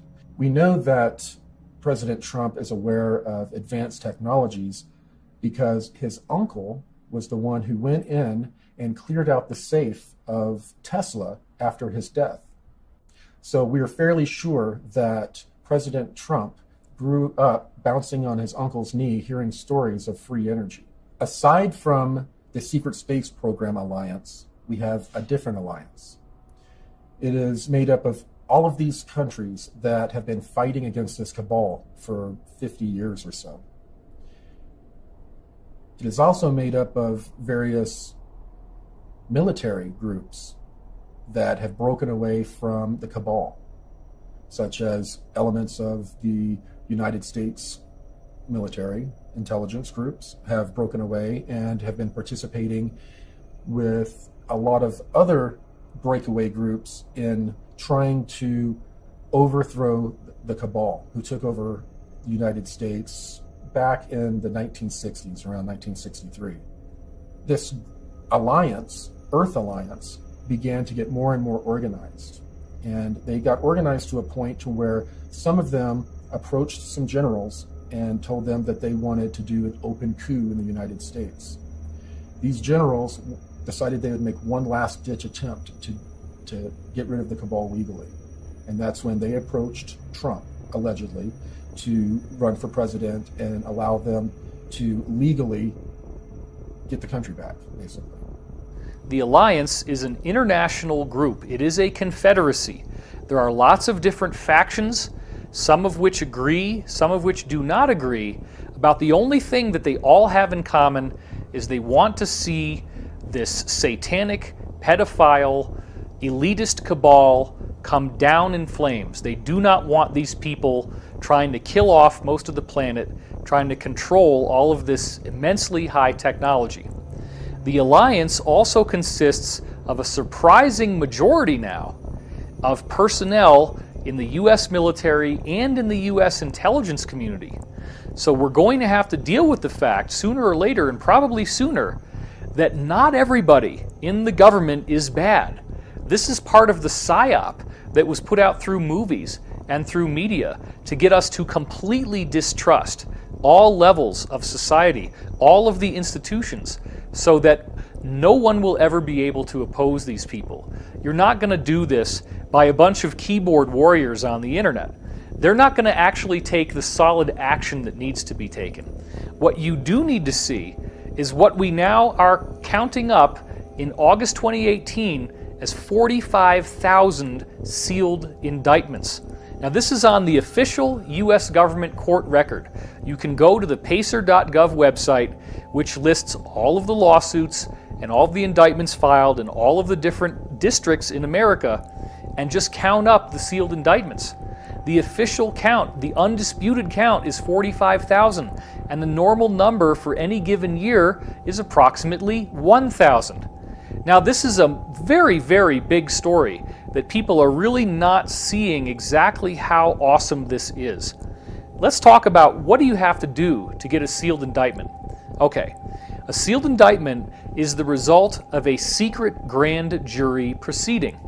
Now, what is a secret grand jury?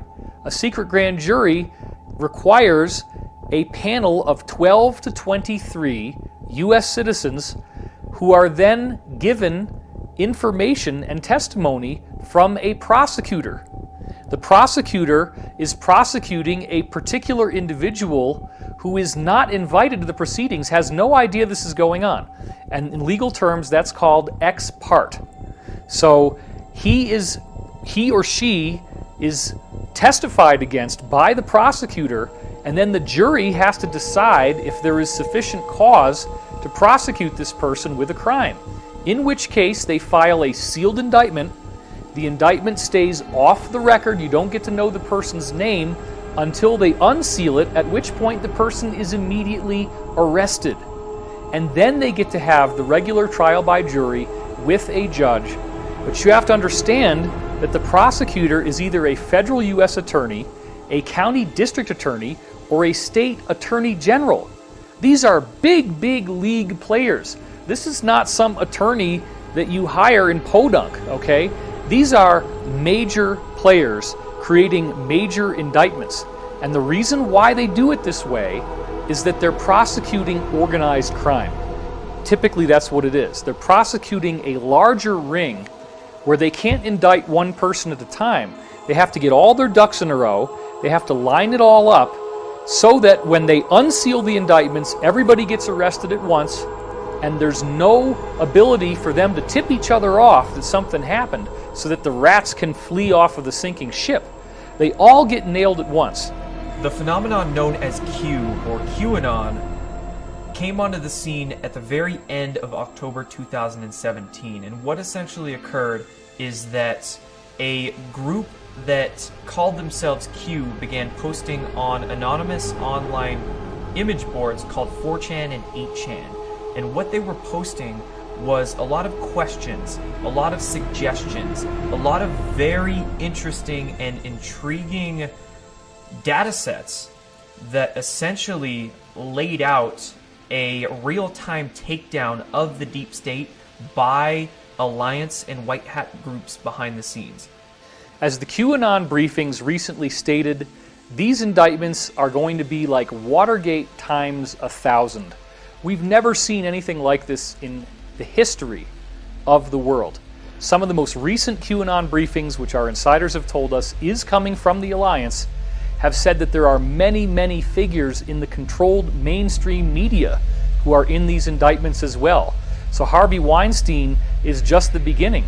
And isn't it interesting that when Harvey Weinstein was finally arrested, in his hand he had the biography of Elia Kazan, who was a guy in early Hollywood history who was brought in during the McCarthy investigations and sang like a songbird and ratted out many other people in Hollywood.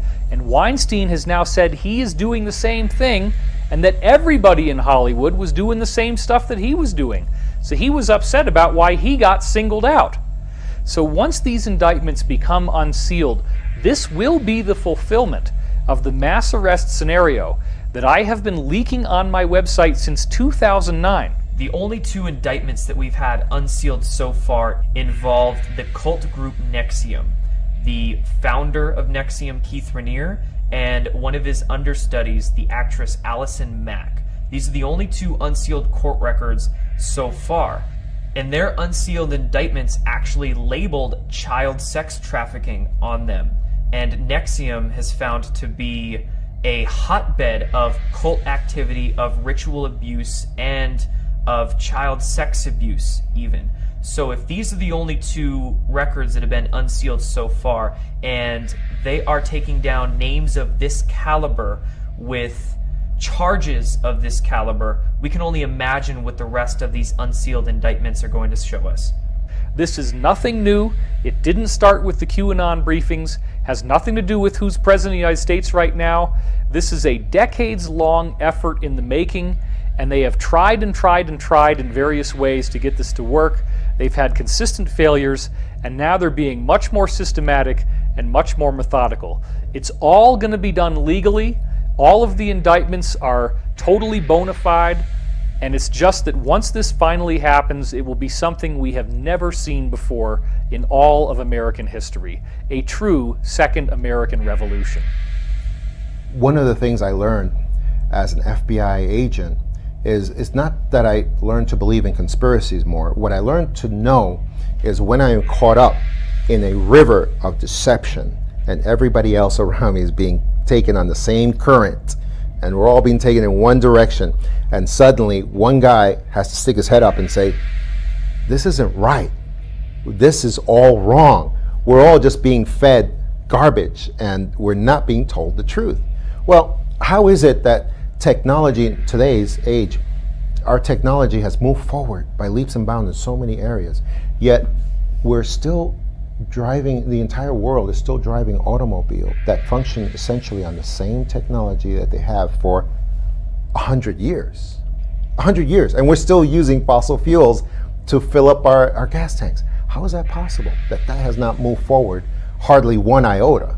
I mean, they blend the stuff sometimes, but I mean, essentially, technology has been stuck for 100 years. Well, that's because that's one of the economic factors from the globalists that is so dead set against distributing real energy, which is free energy, which we know was discovered during Tesla's time.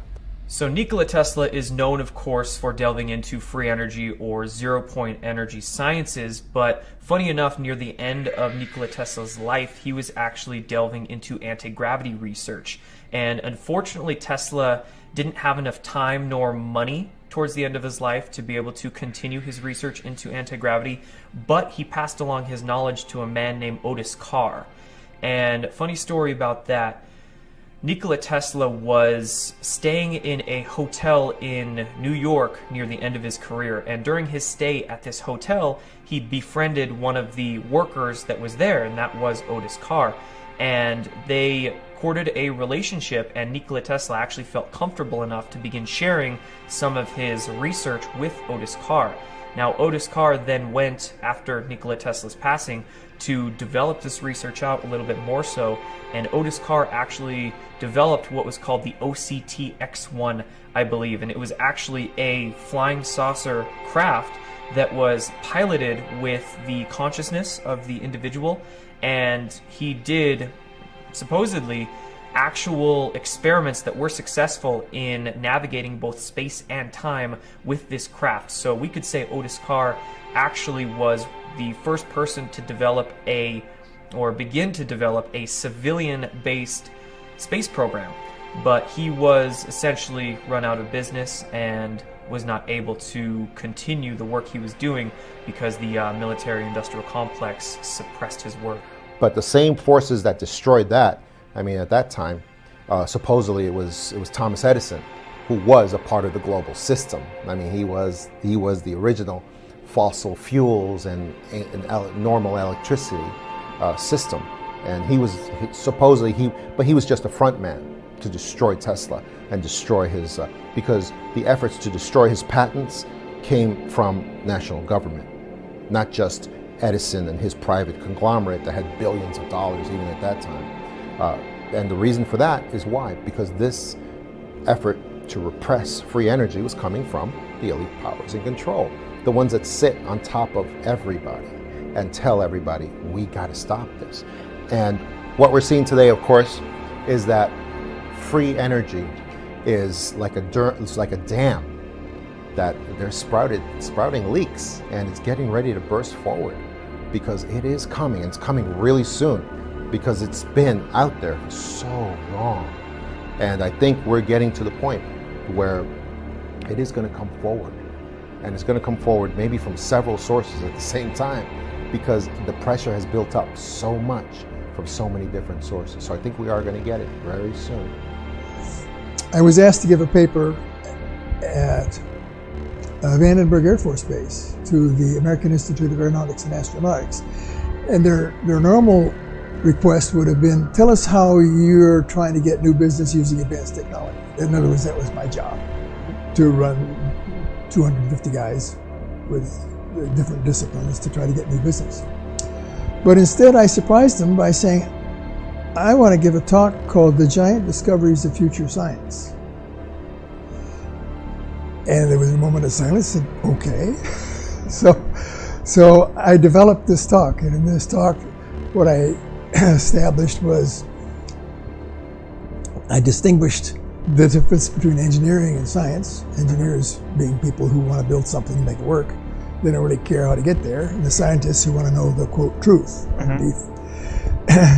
And I made that distinction, and then I gave examples of 10 scientific facts that are essentially established you know, the Earth evolved by gradual processes, and their Maxwell's equations are the right answer, and Einstein's E equals mc squared, that was all good. And then I took these 10 greatest achievements by the 10 scientists and asked, what can we tell about these 10? And the interesting thing was that you could tell 3 things. Number 1, not a single one of them was known in the field. Number 2, every single one of them had been criticized by their peers as being stupid or charlatans. And number 3, the average age was 23 when they made their discovery. So I took that thought and wrote down a list of what I thought were the 12 greatest discoveries of the future that we had to attack. And the first one was how the UFOs work. The second was time travel. Well, not time travel was towards the end, but the processes of the brain and the mind, psychic discoveries, psychokinesis, that sort of thing, and a bunch of those things were on the list. And the amazing thing is that today, in 2017, I am satisfied that my list that I said would maybe, and I gave a probability of discovering these things, 20 years from now, my list was essentially already discovered, every single one, including time travel, at the time that I gave this paper. My engine's complete. I rebuilt it. I have the entire package setting and outsourced on the servers around the planet. Upon my death, the servers dump everything onto the web. And I mean everything. Blueprints, schematics, diagrams, list of materials, list of tools, list of suppliers that will help you get the tools, dimensions, 3-dimensional working models. You'll be able to any normal lab would be able to reconstruct this thing, get the same results I did. And I want that done because that will be validation of technology. But once it's built, it's not going to sit there. They're going to use it. And I expect in a year's time, once that kind of technology is dumped, they build it, they start using it. Oil is reduced to a lubricant planet-wide, and that's it. That's the first step. Imagine what happens next. I don't want to be around. That's the reason it would be a media circus, and I just not into that. So I'll just leave it behind, and y'all can play with it and do with what you want.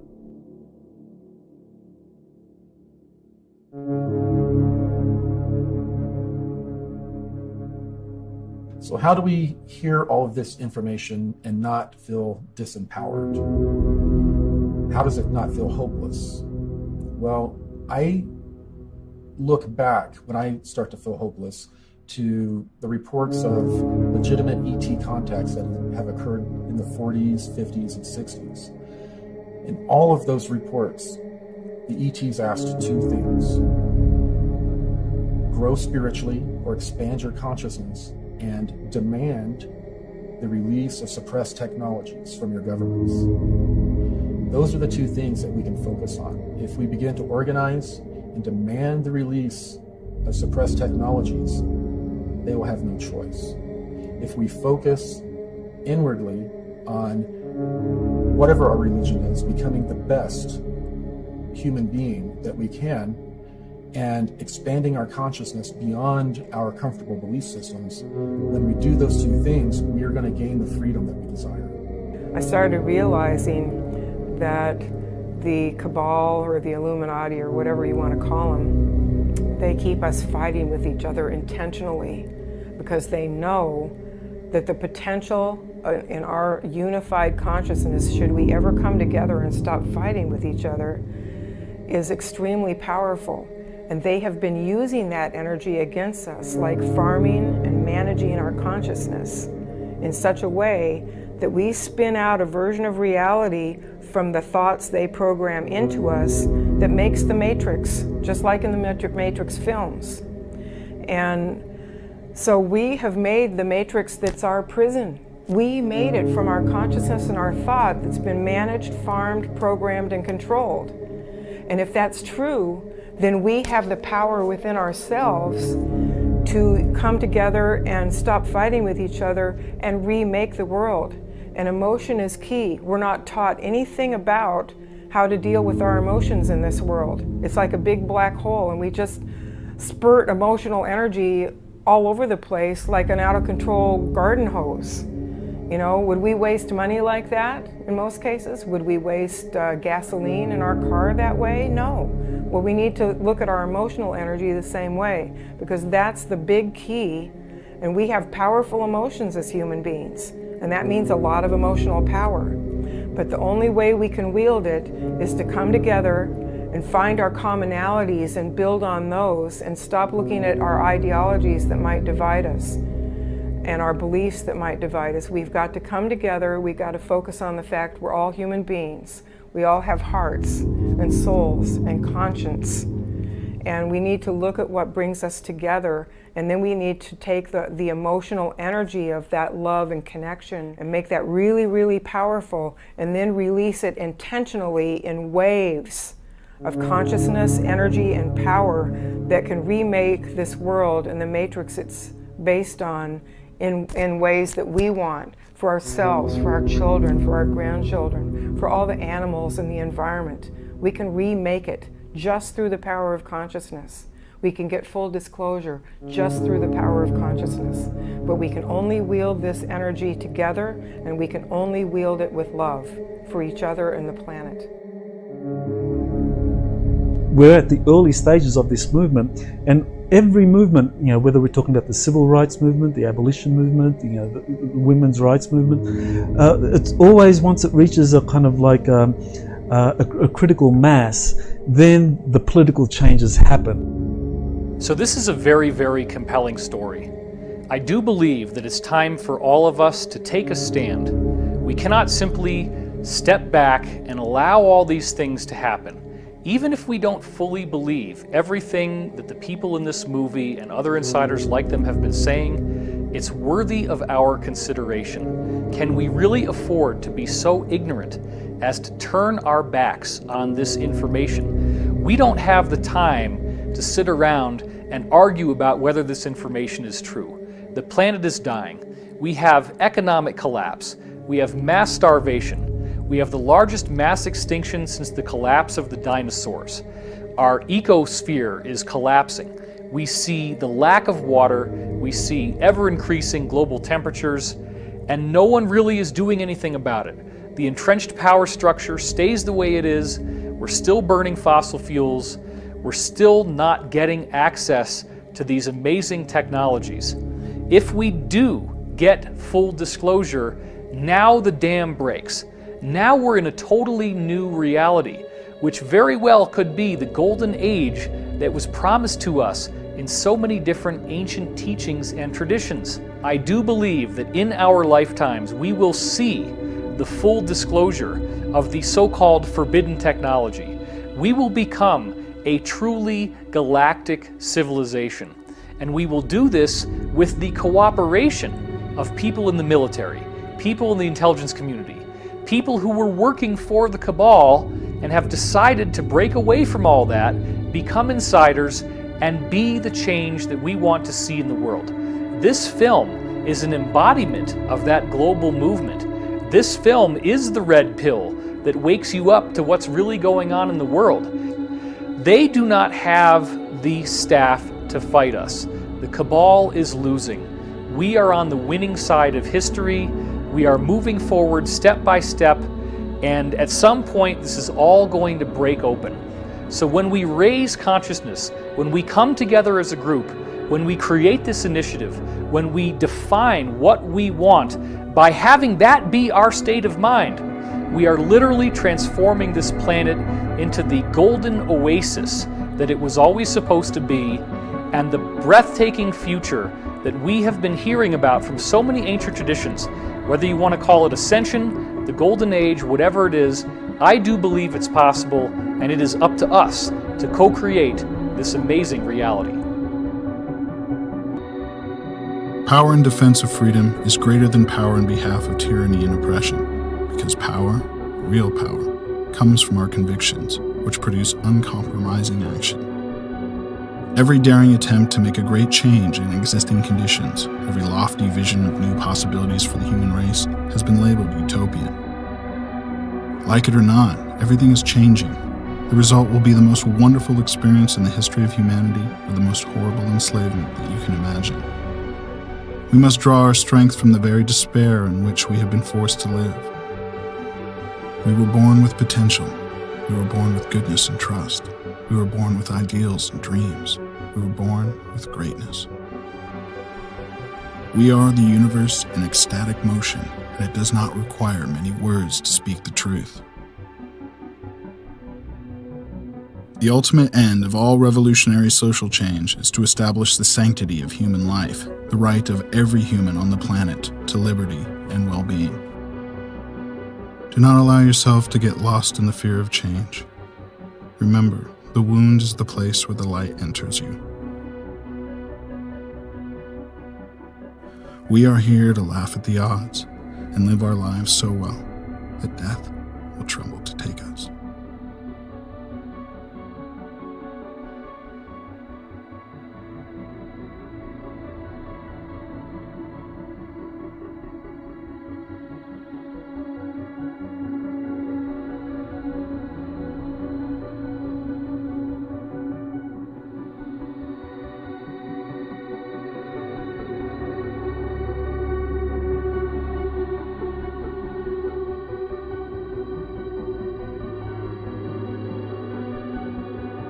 Very importantly, I'm hereby directing the Department of Defense and Pentagon to immediately begin the process necessary to establish a Space Force as the 6th branch of the armed forces. That's a big statement.